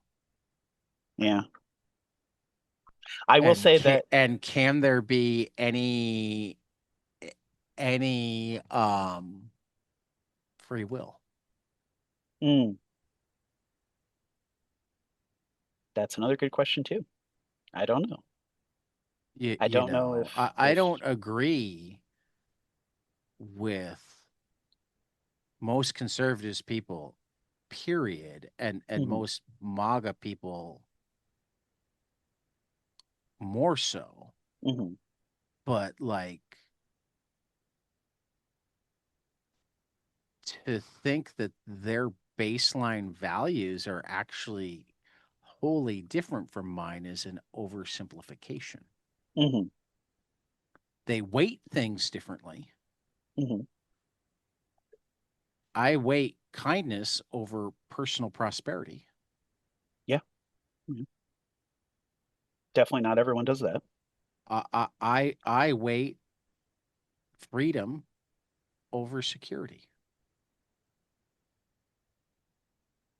But I Yeah, also weight societal security way over personal security. yeah, I can agree to that too. I think we need more of that. I think that we do need more societal security and more re-engagement I in the think social that people contract. should. I think people should not have to worry about getting shot rather than being able to shoot Right. back. Yes, yes, I agree to that. I agree to Uh, that for sure. but the person who's a gun nut and I Hmm. share. We have a desire for personal security. Well, and you share the idea that it's not tools, but the people who use them that are the problem.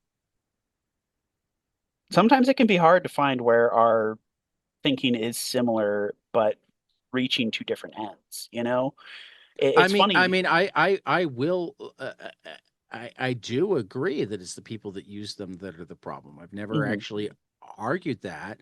I still think the solution is to limit the tools. I don't Yeah. know that limiting the tools for the Uh-huh. other things Right, isn't the right, solution. right, right, You right. still just need to differentiate between like an AR-15 is built to kill a person. Yeah. It doesn't have another use, or at least another Conservatives intended use. will argue ridiculous things like it is a varmint popper. I don't Yeah, agree but with them, but I yeah. mean, I actually had this conversation once Uh-huh. An on episode. Twitter with Oh, somebody okay. who took it seriously, and Yeah. and I said, yeah, but if it wasn't allowed, would you find another way? And he's like, yeah, wouldn't be as Yeah. much fun. I'm like, so Mhm. your ability to take care of feral hogs outweighs my ability to not get shot while I'm teaching? Oh, And yeah. he's like, when you put it that way, you make a really good point. Yeah. Yeah. Yeah. I don't I automatic weaponry like that. I don't, I yeah. mean, the It's the just the or the even one and semi-automatic to only that thing that I degree. will give much credit to Charlie Kirk on Hmm. is he was honest when it came to guns.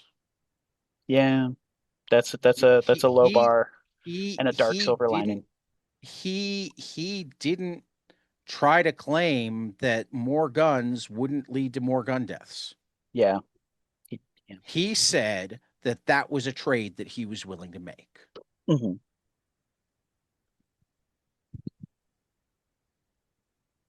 He wasn't afraid of gun research. He wasn't afraid of, he Hmm. said that if the price of freedom is more gun deaths, that was a price he was willing to pay. Yeah. Um, it's not a price that I'm willing to pay. Nope.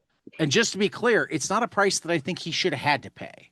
Right. If anybody out there listening is thinking for a second that I think political murder or murder in general is acceptable under any circumstances, I mean, Phil will attest to the fact that I have like gone hard Hmm. at him and Tyler on the opposite side of And things, that's okay. defending Charlie, or at least the discussion around Yeah. Charlie Kirk in a way that I really wish that I didn't have to, because Right. I hate the idea of defending Charlie Kirk. Exactly. And I would even go to the extent that I haven't read any of what you said as defending him, No, I merely understand. merely I lacking. tried really hard, I'm but it clarifying for listeners feels here. like I'm just defending him is clarifying for what I'm listeners. saying. And yeah, I know what you mean. But it's an important distinction to make that, like, hey, we can hate this guy. He can suck a lot. No, I don't hate many people. I don't hate him. Chad doesn't hate many people. That's fine. Right. But You're allowed to. I yeah, don't think it's particularly useful to go yeah, over the edge to hate just because, again, yeah. like that's an acknowledgement that there's no possibility that they could change. Honestly, when I really deeply investigate the specifics of the feelings, I think he's only at deep anger. I don't think he slipped into hate because I didn't Right. know who he was well enough to hate No, him. that's fair. That's fair. Yeah, yeah. But This is where I'm an autistic language freak. yeah. I also love language. Yeah. But it all comes down to, at the end of the day, we both think that political violence is bad, and that the only I wanted to make a jokey caveat that I condone fictional murder. Fictional murder is fine because I think anything can go in fiction, but real life What? political violence and murder, not okay. Yeah, but I'm actually gonna take the Stephen King position on that too, Uh-huh. which is that like to murder a character because you can't think of something better to do is nearly as bad as real murder. I think the gap is bigger, but I agree with the sentiment. Yeah, I think the gap is Yeah. absolutely bigger.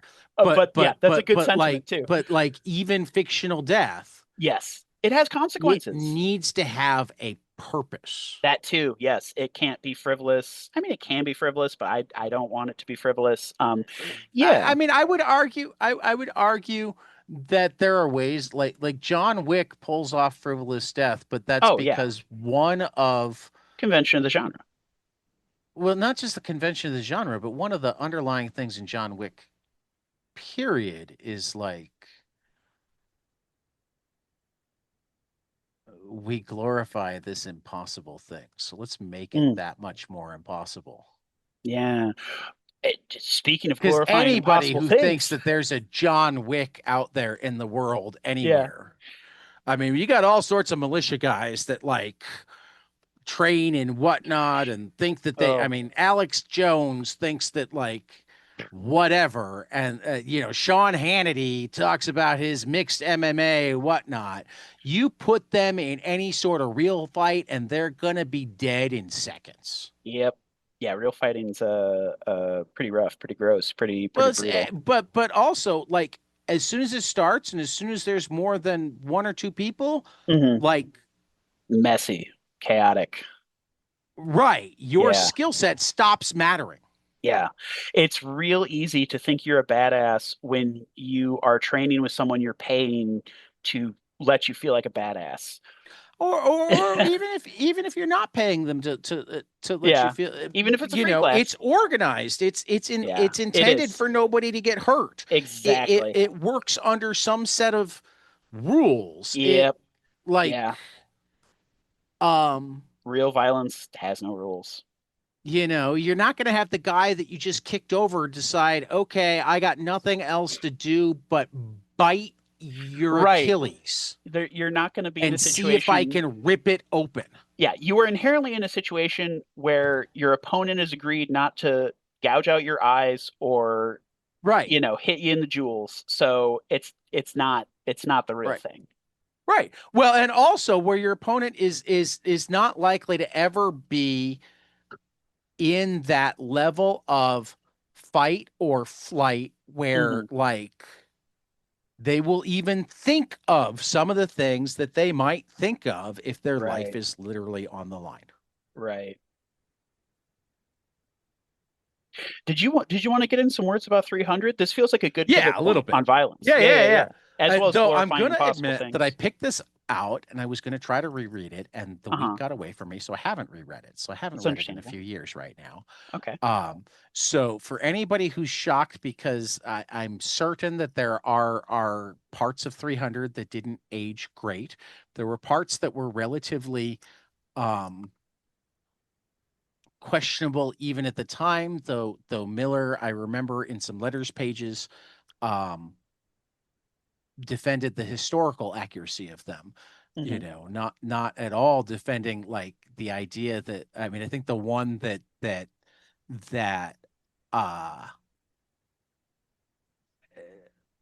when the Spartans threw the Athenian messenger into the pit, um they called him like a boy lover or something like that. And Mm. lots of people are like, "Oh, Spartans were gay in the military." And Miller's like, "No, you don't The you boy don't part was for get it." pedophilia, not gay. Pretty Right. sure. Well, Yeah. and like, and yeah, the pedophilia was like different rules in general, but I mean, Hmm. there were Athenian scholars who wrote about the purest form of love being between an older man and a younger student, and like we're pretty explicit about that not being Yep. like a familial love. Right, right. um Definitely but not but platonic. second, the idea was actually like it wasn't about like me saying that this or that was bad. It was about there was a massive rivalry between Sparta and Athens, Yeah. particularly among somebody who would have been an Athenian messenger and somebody who Hmm. would have been a Spartan war leader. Yeah. Like It's they were also going to say the worst thing they could possibly say while killing them. right. It And wasn't it's supposed yeah. to be cool. It wasn't supposed to be make you like Leonidas more. Oh, are you telling me that people who read Frank Miller's violent work misunderstood the violence as cool? I mean, like one of his later books is one that I won't even talk about, Yeah, that's and fair. haven't read. There's exactly one Frank Miller book that I refuse to read. Yeah, same. Um, and the only thing I'll say about him is like he lived blocks from ground zero. Yeah. And I I think that mean, book was a response to something very I specific. yeah. And it would have been better if he'd never shared it with the world. Yeah. But I Yeah. understand how it could come out of him, and there seems to be some evidence that that's not who he is again. I hope I not. mean, I there's a sure hope lot of not. evidence that it wasn't who he was before then. Yeah, he it for to his credit, he hasn't I don't think his career after that has been going in that same direction. Well, and Again, like can't speak to. he went away and didn't make a big deal about it. And when he came Yeah, back, he seemed um I hope he's changed. I hope he's changed since his comments against the well, Occupy movement and again, all of like that, you know? based on everything beforehand, um it's barely changed, it's more reverted. It's like Mm, get got over the hard period in his life, okay. where he both watched a horrific Yeah. Yeah, I act can't of imagine terror in what real it's like. time and Yeah. had his marriage fall apart. Yeah. That is tough. And I don't know the order because it's not my business to know the order. And like, it's not Hmm. something that he's talked about to my knowledge, Yeah. you know? Um, and it's actually his ex-wife that I like will talk about the most with 300 here. Mm. So when I Yeah, her discovered colors are great. 300, when I discovered 300, I knew Miller. I'd read his Daredevil. I can't remember if the first issue, because I remember buying the first issue of 300 first, grabbing it because, oh, this looks amazing. Then going, oh, it's Frank Miller. I know I like his stuff. Right. What I don't remember is if I had actually started reading Sin City yet, or if I Mm. still only really knew Miller from Daredevil. Interesting. Okay. Probably Daredevil and Batman. Yeah. I'd probably read his Batman already, but I Hmm. don't remember if I'd started reading Sin City yet, or had only read his Daredevil and Batman because it was one of the first non-superhero comics that I really got into. Yeah. So it was part of my transition out of superheroes into Vertigo and Image and Hmm. you know The good stuff. for the most part. I mean, I don't want to Yeah. bash. I Yeah. mean, Yeah. for Yeah. talking There's, Frank Miller, yeah. Born There are good Again superhero stuff and too. Batman Year One Oh, yeah. are Oh, yeah. absolute I am masterpieces. not about to say anything bad about David Mazzucchelli ever. Right. Um, and even when talking about Miller doing the art as well as Oh, yeah. I don't think of Dark Knight Returns quite as highly as a lot of people do, though I Hmm. actually like it more than I like Watchmen. Oh, Um, okay. That's fair. Not enough that it's a hill I'll die on. Yeah. I No, no, want to no. make I mean, that that's really, a really clear. hey, look, this is one of those things. I mean, my current take on Watchmen is that it's a great book that a lot of people should read, but there are still comics as good and better than it. It's not the best comic of all time. I think it opened a lot. I mean, Watchmen to me is kind of Hmm. like Chuck Berry. Yeah, yeah. Chuck I don't know where you're going with this, but I want to hear it. It Well, sounds good. where I was going to go is that like I don't know that Chuck Berry has like a perfect album. I Hmm. don't even know that he has more than a dozen uniquely perfect songs. Hmm. But his sound opened a door. Yeah, I I have more problems with Watchmen than most people do.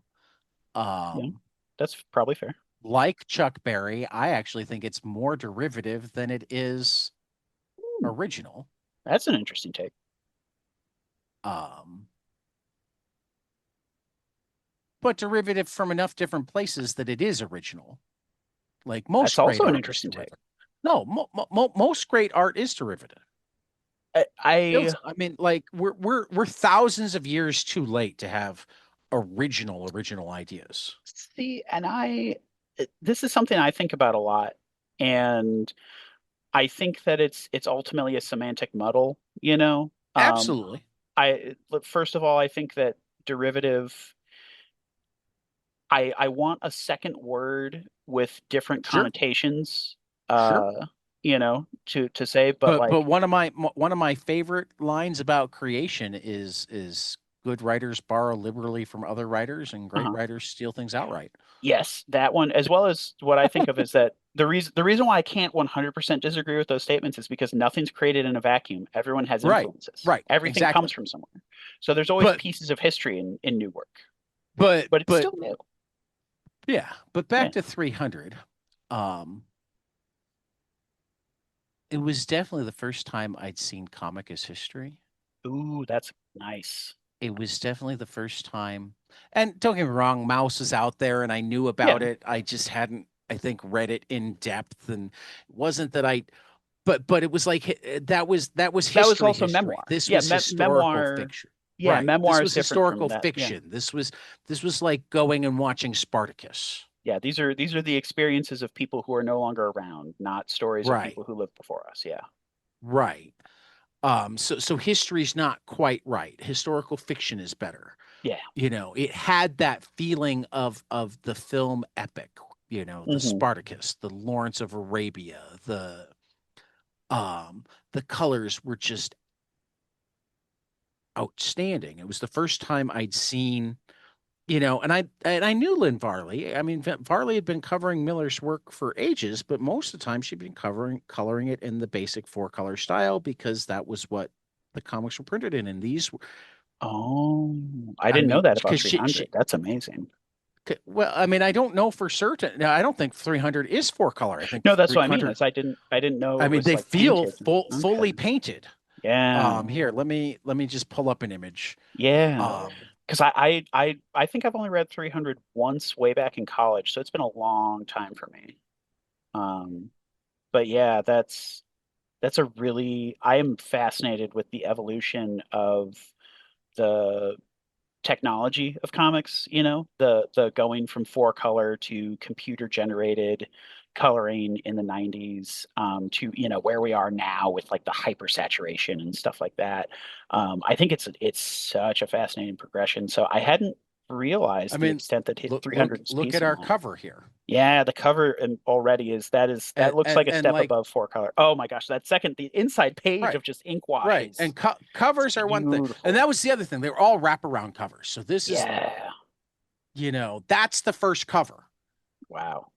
I mean, the honor Well, was moved to the right so that it could be isn't but I split in mean half. the book that I've seen is like it's wider. It's like stout and Well, wide. because they when they printed as a hardcover, they printed all of the two-page Oh. spreads. Oh, so the issues had a fold in the middle of all these pages? Right. Right. Wow. Holy But shit. but but it was one of the first times where where the Hardcover was the idealized form as opposed to the single issues. right. I mean, but Fascinating. just look at these covers. Yeah, no, the colors are great. That Frank Miller's an amazing fucking artist, and I forget that way too often. Like especially Well, his and he's earlier like particularly oh great at action and tension, yes, which these stories are storytelling. filled with. Yes, I love that wolf, the way the details bleed out into the forms, and Right. his He's inks are he's so fucking good. phenomenal with shadows. Oh He yeah, like his I use of mean shape and environment, and so and much. and he's such a student of Hmm. like one of the reasons that I give like Watchmen a hard time Hmm. is everybody talks about the nine panels Yeah. and the brilliance and whatnot. And like it's like none of them have read contemporary interviews where where Moore says that the nine panels was Dave Gibbons' idea. He sent him Yeah, a Love and Rockets comic. that's funny. Oh, that's amazing. That is amazing. I mean, Jaime Hernandez had just, and Jaime Hernandez Uh-huh. didn't originate it. You Right, can right. find it older than that. Oh yeah, yeah, But yeah. Jaime Hernandez had just done it Yeah. to Well, ridiculous effect. that's another thing that because on in some more recent issues or interviews I've read, and some of this I'm pretty sure is coming from Elizabeth Sandifer's Last War in Albion, is talking about how Watchmen, there was a certain degree of it that was discovered in the making, but Mhm. people want to talk about it as this like fully formed No, thing. a ton of it No, was discovered in the making. exactly. And that's to me, that makes it more interesting. It makes it Right. more flawed, but it Right. makes it more interesting. Um, like absolutely. Like I will never um deny Watchmen's historical significance. Right. But to hold it up as the end all be all of comics, You're going to miss out on so or many other or to great things seek too. to be a watchman by being a watchman rather Yeah. than doing something that is new. And I mean, to Hmm. me, Drome, I still need to read Jesse Drone. Lonergan's new book, Oh fuck! is more likely to go oh, down like Watchmen yeah, than I gotta anybody read who it. ever tried to do their own Watchmen.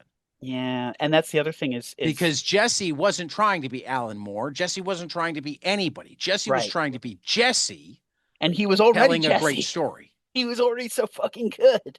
Oh my Right. god. Right. Yeah. Well, Alan Moore was already so fucking Yeah, good. I mean, that too. That too. I will argue that Miracle Man are as good or better comics than Watchmen. The overall Watchmen experience might be better because of the parts that I skip over every time I reread it, which is the Black Sailor stuff that just makes it dense and like, yes, that's what makes it this bigger meta thing Yeah, yeah. that I have less energy for a lot of the time. That's fascinating. That's interesting because that's kind of a piece that has remained the most mysterious to me is Absolutely. the Black Freighter pirate stuff in there. Right. Right. Gosh, oh no, that means okay. We're gonna have to And run into the Black Freighter at that's some part point. of its appeal. Yeah. At some point we should probably like seriously take on Watchmen. It's a Yes. worthwhile endeavor. At some point, I want to actually read the annotated Watchmen. I want to like. Ooh, I It's haven't done worth it that at some point to for take sure. a really serious look at Watchmen. Yeah, yeah, yeah, I yeah. don't have the energy yet. I meant in our Maybe game of when I Die, retire. since we're No, on a pirate that's a ship whole now. Exactly. Yeah. that's a whole other thing. uh, Um, I, I but also yeah, those are the things yeah. that Real really real quick. attracted me to 300. This Have cover oh, that's so good. Of just a is one Spartan of my soldier favorite standing in covers front of a moon. Oh, that ever. looks so good. That's so fucking good. Yeah, the silhouette, the spear, I have everything about it. multiple copies of this just because I love the Oof. cover. Yeah, it's so Because good. I have at times and certainly will again have it Hmm. framed and like up Oof. on. Yeah. But real quick, have you read Kieran Gillen and Ryan Kelly's Three? Yeah, Okay, yeah, I would long time love. ago. Yeah, I would love if you do get around to rereading 300. I would love to do a comparison of rereading 303 and talking about them both together in That's conversation. totally worthwhile. Yeah. That might even be something to just throw into the ideas for Great Responsibility. Okay, there we But go. yeah, without even having reread it, like this to Yeah. me Oh is Frank goodness. Miller's visual masterpiece. I can see that, and I think I'd agree to that I because mean, I mean, like even yeah. Xerxes that had a lot of the same elements just fell flat. Oh, oh, I didn't. Xerxes was like I forgot he did the the follow up. right. Well, it was years and years later. It Yeah, was it was more after he'd recent. done Dark Knight follow-ups, that sort of Yeah. thing. Oh, And that I was had high after. hopes, Yeah. but the story wasn't nearly as good, Mm, and the art just didn't quite. I mean, this is when people talk about the brilliance of Frank Miller, hmm this is it. I do think this feels like a pinnacle. I mean, I haven't read Yeah. Sin City. I haven't gone through all of that, You so there should might read Sin be. City. Sin I City should. is outstanding. Sin City Um, was the first R-rated movie my parents took me to see in theaters, and so that's did kind of you my like it at definitive. all? I loved it. Okay, I if you loved it. loved it, you will Yeah. like the comic better. No, Bec- I know because because it's yeah. well, no, I will quote an author who I won't name because he's Hmm. become one of those guys that I'm just not comfortable talking about Hmm. his name, even though I can't erase his brilliance from my conscious and whatever. Hmm. But after the movie came out, said, this is a brilliant movie. Like Rodriguez and Miller did a wonderful job of um, filming it, shooting it, giving it that feeling. Um, well, and he'd kind of predicted before, but he confirmed it afterwards. But Miller's words weren't meant to be spoken out loud the way they were written. Mm, It would interesting. have actually been better if they had If it was a silent film? no, if they had gone ahead and not used the comic as the script. Oh, I see what you're saying. Yeah, if they had They touched it literally up, yeah, used the comic as the script. There yeah. are almost no movies in either film, Hmm. or almost no words in either film that are not Hmm. in the comic. Wow. Um, I haven't seen the second film yet. right. The Yeah, second one's not as good, but that's it what I figured. has. Well, let me rephrase. Hmm. Biggest reason the second one isn't as good is because it has more of the vignettes, but not enough Oh. to look at it as just a series of short films. Ah, yeah. I mean, I didn't realize that specifically, but I figured they did all of Some the of the most most brilliant interesting. Frank Miller work Uh-huh. or Sin City work is actually like the one shots. Okay. That is very intriguing to me. Babe Wore Red is probably my favorite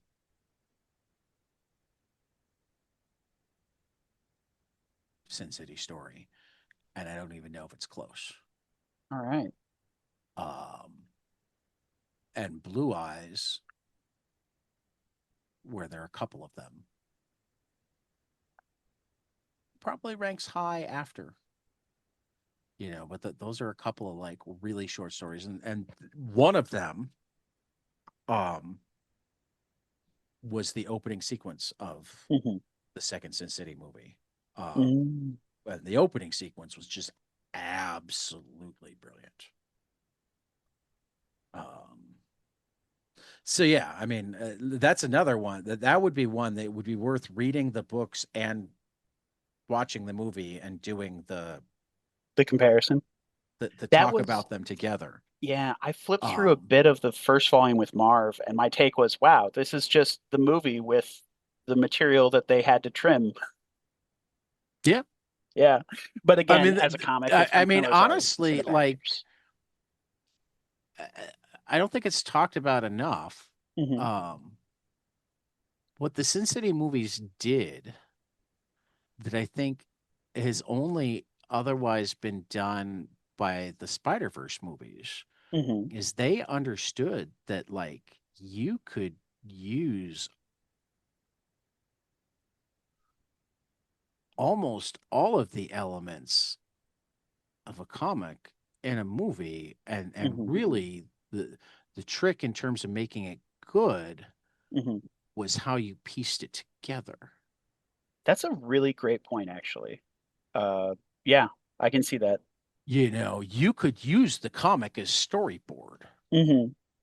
But still You add know, elements after that too. well, because you don't have gutters. Yeah.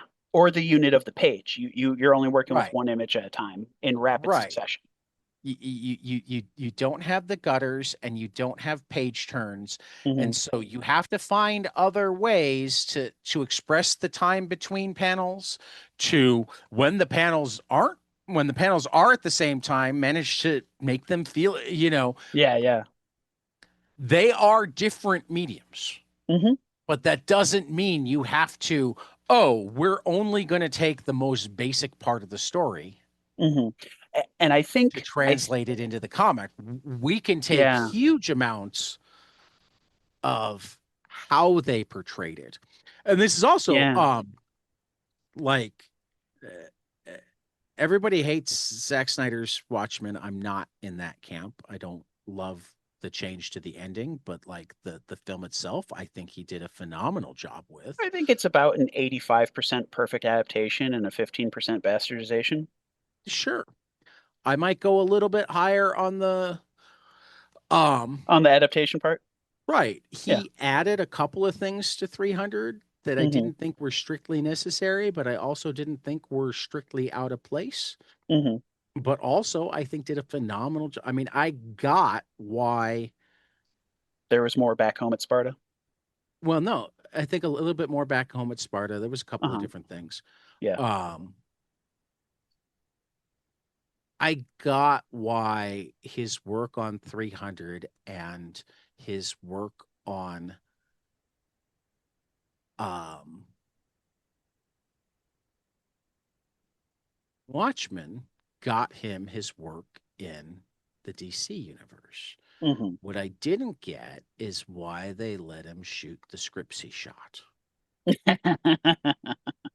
That's funny. Oh, that's funny.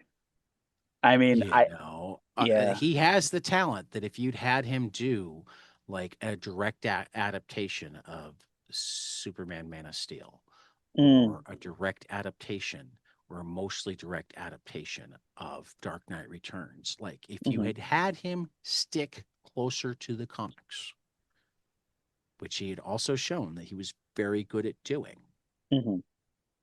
you would have had infinitely better movies than what came out, which Yeah. had elements of the comics, but like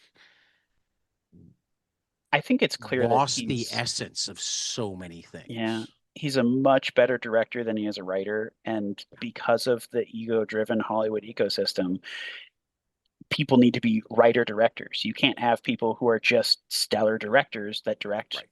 other scripts. They have to write their own Right. scripts for some reason. Yeah. So it's, Right. yeah. But yeah, so that's why as I thought about it and thought about it and thought about it,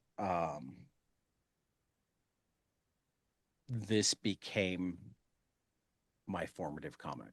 It's a good Um, pick. It's it making me want to reread it looking at the yeah, pages. I well, and like it was a harder thing for me because I wanted to like I kind of dealt with something along these lines with my first couple of American Nature Presents columns where I talked about what influenced how I looked at comics and what you could do with them. And I'd used a singular issue of Miller's Daredevil, and I'd used Mazzucchelli on Daredevil. Hmm. Um, but I didn't talk about this um, for any number of reasons. I wasn't willing to talk about Authority, Hmm. Planetary, Hmm. Sandman, Hmm. Transmetropolitan. Hmm. There was a certain amount of editing in my mention titles too, um, for sure. so it's like what have I not talked about, particularly because it's kind of a different question. I looked at the question less as what forms my criteria for what a great comic is, Hmm. and more as what comic sucked me 100% full into this is a medium of its own Yeah. that has phenomenal capabilities. Yeah. And so And that's the thing. I shouldn't look at it as any less than film or Right. I mean at this point I think of it as more, but I acknowledge that that's a preference Yeah. Yeah. And and has and to do with I do think it has more flexibility than any other medium. oh yeah.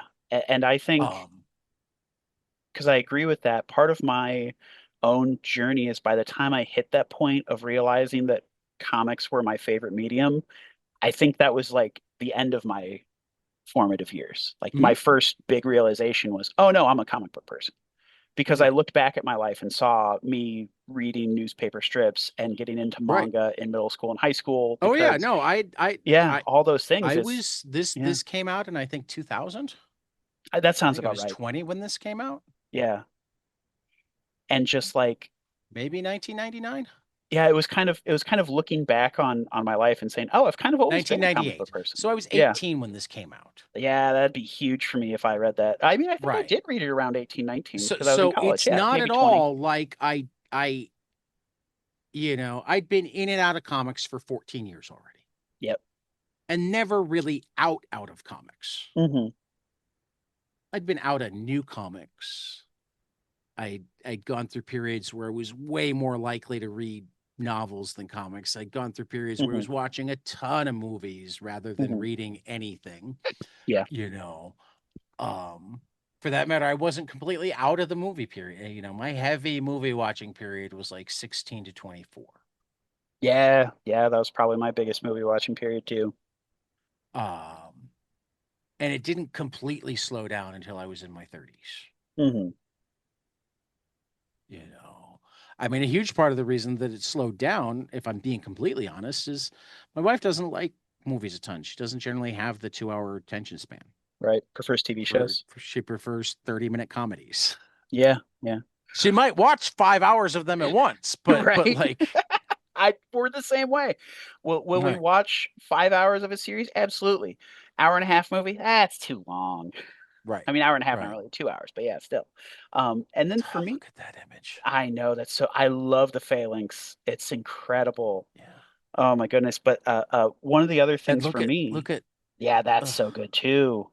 Again, it's all form. It's silhouette right. and shadow, and it's so Right. evocative and incredible. Um, part of it for me too is that growing up, the combination of moving around f- from 3 to 10, my family moved 7 times in 7 years. There was not always a comic book shop where we moved. Right. There was not always the same TV channels when we moved. So I never had a regular comic series I was reading. I would get a random volume here and there, until again reading manga series in late middle school, early high school, and then immediately after high school is when I got a pull list and started reading American comics monthly. So again that feels like something that kind of happened just after my formative comic reading experience. So it's kind of funny hearing other people say like, "Oh yeah, I started reading this as a kid," and I was like, "Nah, I really just popped in and out of. I observed Civil War from afar while I saw posters for it while playing Magic the Gathering in comic shops, but I didn't read it until way after it happened.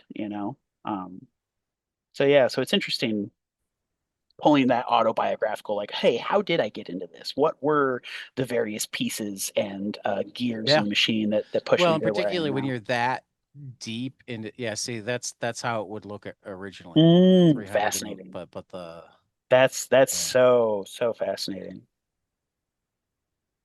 Yeah, no, I like it just occurred to me that I like because I've been decorating my room Hmm. that while it would be great to do it as like the actual comics opened up, Hmm. it would be even cooler to find like virgin versions of the art Yeah, without yeah, the title on it at all and yeah. just do the five up together Mm. in high quality. Well, there's one version. Hmm. Look at that. Of the Spartan in front of the moon. Yeah, it's Right, so good. It just the composition, the right. mood. Oh, I mean, don't get me wrong, the trade dress also amazing. yeah, But yeah, particularly when you're thinking about putting five of them up on the wall, and in some yeah. ways not having the trade dress makes it cooler. It does, because then it takes you a second to recognize what it actually is. Well, and it just also goes together well. Oh wow. Hmm. And sets priced higher than I would have expected. Huh. Um, That's funny because I saw that and I'm like, okay, yeah, no, that seems about right. Were those I signed? completely I don't know how much old comics cost. Most of I the ones mean, I care about wind up being $1 neither. a piece, $2 a Right. piece. I guess it's more of if you had told me, oh yeah, single issues of 300, $80 on eBay, I'd be like, yeah, that sound, that's in the ballpark. Whereas I mean, I would totally expect to find like a bundle would I for buy 10 or it? 20 bucks at a cop shop at a Yeah. comic shop. Like, And that's one of those things where I'm like, would I buy it at 80? No. right. Am I surprised seeing it at 80? Also no. Yeah. Gosh, that's another fun thing is I Some went, of these word balloons are just outstanding too. yeah, the lettering in this is pretty incredible. I think I, he I did all of his own. so I I think he saw did all a of his own. trend. So there was a page where there's a lot of landscape images, and then the lettering is to the right in a column. That's a technique used by Rick Remender and Wes Craig in Deadly Class. So it's really interesting flipping through the scene. Oh, that's probably where the influence came from. I can see those guys having read this.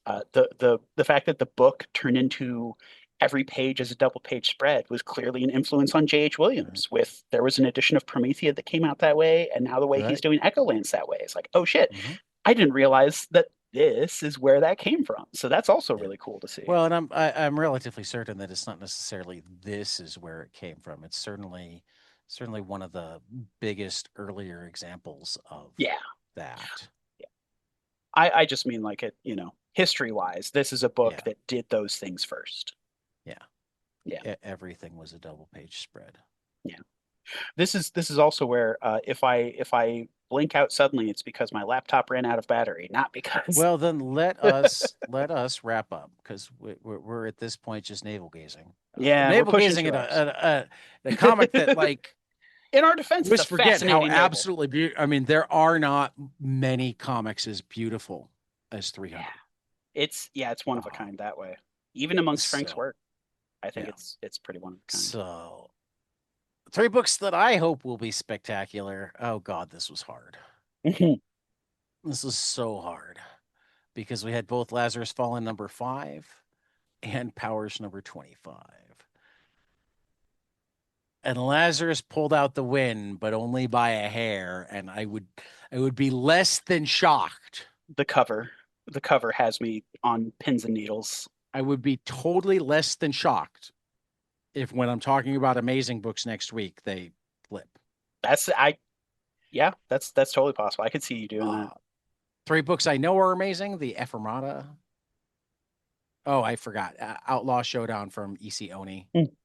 Anything that has John Arcudi, Christopher Cantwell, Ann Nesenti, Tony Moore, David Lapham, and Brian Azzarello is Those are good names. Those are really good names. Yeah. Heck yeah. You were saying my the apologies to Ephemerata. Orla number 3, Gaia, the Protopia's one shot, Chris Condon's Green Arrow number 29, Jeff the Landshark number 5, Killer Affairs of State number 5, News from the Fallout number 5 in a double Chris Condon week. Really kind of feel bad about leaving. It's double Kelly Thompson week too, because we got Absolute Wonder Woman number 3. We got Zach Thompson and Cemetery Kids Run Rabid number 3. Like good week of comics, but yeah, the 3 spot is gonna go to the one that has Cantwell, Nesenti, Lapham, and Azzarello. Just is. Yeah. That's hey, it's hard to argue with that. I was gonna say I'm remembering you. Sorry to mention your book there, but the Ephemerata, Shaping the Exquisite Nature of Grief. I remember you mentioned that before, and that sounded really incredible. It I've got to look that up. outstanding. I got my reader copy before I talked to Carol. Go listen to our interview. I got my physical copy at Cartoons Crossroads. It is beautiful. You can buy your copy on Wednesday. Similarly, I've had a digital copy of Nocturnos from Laura Perez at Panagraphics for a while. It is outstanding. You can buy it on Wednesday. And I just got a digital copy of Thanksgiving from Mark Russell and Morissette, the one shot from Ahoy. If I'm being completely fair, it went into the I know is spectacular because I got a copy that I haven't read, but will certainly read before Wednesday. So it'll be spectacular. And because I can't remember the last time Mark Russell did anything that I didn't feel was spectacular. Yeah, I'd be shocked. Great week for collections. Full Tilt Boogie from Alex DeCampi and Eduardo Okana collecting their stories from 2000 AD. Out of Alcatraz from Christopher Cantwell and Tyler Crook. This is probably a short list for my favorite miniseries of last year. We got to start thinking about those. We're getting up to this. Another shortlist book for me, and this goes full circle back to our talk of ball players way at the beginning. Pastime from Joe Harris and Russell Olson involves barnstorming baseball and vampires. Also, some interesting graphic novels coming out this week. 9 Times My Work Has Been Ripped Off. An informal self-defense guide for independent creatives from Raymond Bessinger at Drawn and Quarterly. Bridge Planet 9 from Jared Throne at Top Shelf. Cat Mask from Linus Liu at Nakama Press/Mad Cave. And This Slavery from an adaptation of Ethel Carney Holdsworth work by Sophie Ricard and Scarlett Ricard at Abrams. So you are going to talk about a book that I just talked about. Indeed. 2 books that I left off the list because they're the paperback versions of things that have come out before, but are absolutely outstanding. There we go. I am, as you can all guess, also excited for Lazarus Fallen number 5, Greg Rucka, Michael Lark, Santi Arcus, Ariana Mayer, Image Comics. Yeah, I don't even want to say my guess for what's going to happen in the issue. And the off chance, I'm not even going to make a guess. I'm pumped. I'm excited. There's first of all, even if you're right, you'll be wrong. And exactly.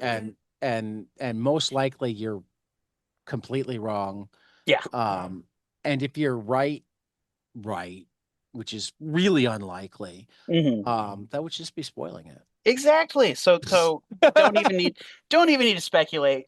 Just get excited. The other two picks were fortuitously All Negro Comics, America's first Black comic book from various writers and artists at Image. I didn't realize that was a reprint. It is. It was kickstarted, and the hardcover I think was also released in comic shops. Well, yeah.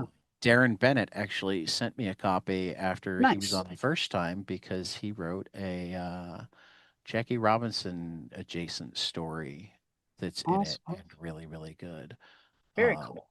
so when we fell down the baseball rabbit hole, he's like, "Oh, I Mhm. gotta send you this." There It's you not really go. available right now, but Nice. because between printings. Yeah, I love unearthing pieces of comic book history, and this is absolutely one of them Mhm. that everyone interested should check out. I mean, both the original comic, the all Negro comic, Negro creators, Negro superhero, that sort of thing, Mhm. was surprisingly good. But the ancillary material is really outstanding, I'm outstanding. sure. Yeah. And then, of course, the paperback for Fish Flies by Jeff Yep. Lemire Image. I like Jeff Lemire. It's been a while since I've read one of his books, and there being a weird Bugman monster on the cover of this one said, Well, "Hey, Andy did the art. I oh always yeah, like it even better when it's stuff that he does the art. same." I'm getting to a point where I would almost prefer reading stuff he draws himself over stuff he writes for other artists. Well, I mean, I definitely would Generally, prefer, but I also almost never dislike his writing. So yeah, like, yeah. I understand that he can't draw at all, and that he makes as much money from writing as he does from drawing, which is like, We'll see it. That's where I mean, I'd it's actually it's like disagree the about him not being able to draw at all because because he's mastered a simplified and more like kind of ugly style. It's still there. It's still capable. I think that's part no of his no no. appeal. I meant that Uh-huh. like he has X number of years in his life. He can't draw at all. Oh, I see what you're saying. Yes, yes, you're right. You're right. He cannot draw everything he We wants will to write. lose. I mean, based on his output as a writer, Yeah, yeah, if yeah. he only did work that he drew, Yep. we would lose a significant number of his Oh yeah. brilliant ideas. He is a damn workhorse. I have no idea how he puts out as many books as he does. It's He's insane. not anywhere close to Bendis at his prime. Oh, okay, yeah. I was gonna say I'm like Bendis has definitely tapered off a bit, but yeah, Yeah, I'd have to Bendis look at that his up at some prime. point too. I'm sure. And actually, the one that's crazy, and I don't know if he wound up having like because enough of it is places like Oni or Bad Idea that Hmm. do things kind of differently. Oh, Matt Kent, yeah. Well, I was actually going to go with David Lapham Oh yeah, he puts out a bunch because too. he's not doing. I mean, he's doing some writing, but he's not Hmm. doing. Yeah, he's drawing He's most of doing himself. some Yeah, writing and drawing, and a yeah, lot of drawing for other people. yeah, yeah, yeah. Oh, And yeah, a bunch of them are short. I mean, I just makes me want to go read more David Lapham too. I He's am someone else who I'm like, hoping I'll give to anything a talk to shot. Lapham soon, and that will definitely be one of the questions that I have for him is like is your workload not as much not what it feels like because of release schedules, or are you just like in overdrive? It'd be pretty funny if the American Caper episode turns into just questions for Lapham the whole time. It'd be I will try to avoid that. right, but it'd be funny if it happened. I will try to avoid that because among other things, I will try very, very, very hard to lead with Mhm. American Caper. Right, right, right. Um, but Uh, yes, that does feel like a possible danger. feature or bug? Who knows? Uh, you I think bug. I know, think at that point, bug. It's probably poor form to invite on a team and only interview one of the members of the team. I think that's right, appropriately bad form. right. I mean, this is one of the reasons that like I often like the bigger the team I have, the more I start. I mean, I understand that the writer's often going to talk first when we're just talking about what the book is about, but like Hmm. if I've read it and I have ways to, I will often go, as low on the theoretical totem pole as possible first. Yeah. Like I don't remember if I did this when we were doing like because the first whole team that I remember having is when we had the Love Everlasting team, and we had Tom and Elsa and Matt and Clayton. But I know how I do it now is I'd make certain that after we had the basic like tell us about the book, I would go to a Clayton question first and then a Matt Yep. question before I started talking to Tom and Elsa about anything. That's good. I think that's good. Yeah. Because I cannot emphasize how important colors and Oh yeah. colors and letters and word balloons and whatnot are in ways that are supposed to be invisible. Yes. To a certain extent, you're not supposed to know who Clayton and Matt are. Until you get to be a comic book super freak like us, and then they're some of your favorite characters. Yeah. But some of the things they do are incredibly important to how the book feels.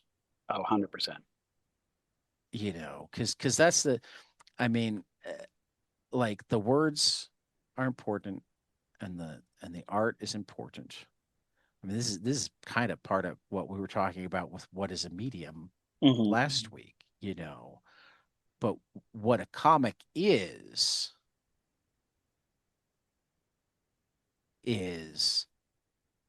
the sum of those parts. Yes. Or really the thing that's greater than the sum of those parts, or likely greater than the sum of those parts. It's how they work together. Yeah. Right. I still remember the moment I realized that I liked Richard Corbin's art colored by David Stewart more than when he colored himself. Well, and my favorite Richard Corbin art is the stuff by Villarubia now. Ooh, that doesn't stand out to me in my memory, so I'll have to check that out. The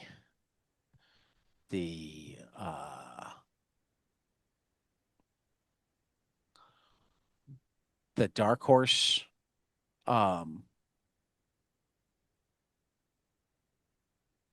Horse edition of Den. Well, they've been re-releasing all of Corbin's stuff.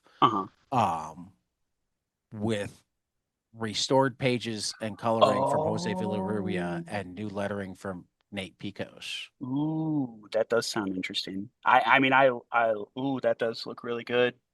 Yeah. Oh, I love Richard Corbin so much. Well, and part of it is like so much of the Corbin, like, and like you're not in the heavy metal book club. No, but you probably enjoy parts of it. I probably would enjoy it. Like so much of this stuff, like heavy metal wasn't printing at the same level that so many of the European companies were. So like the versions we got, as good as they often were often shadows of what was actually created. Oh, wow.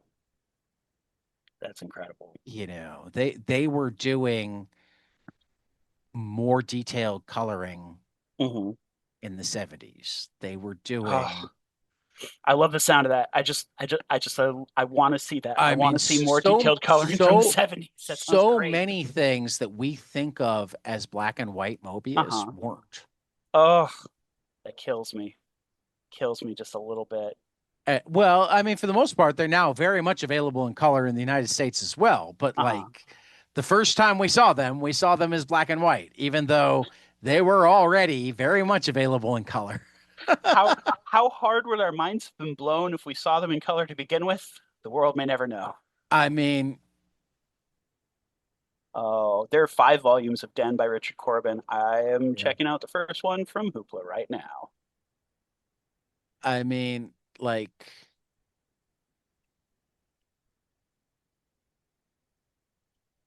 look at Arzak. Oh,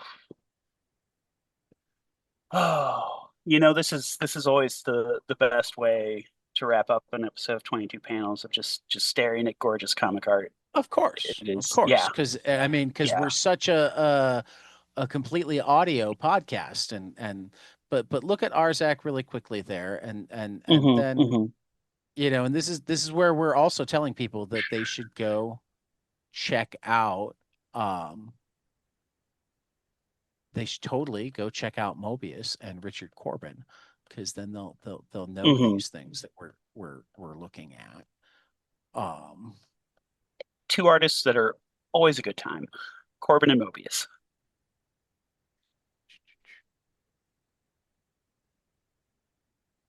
oh, I guess they did do color for the first for that in good. So the Okay. first Arzak was in color in heavy metal as well. So that's good.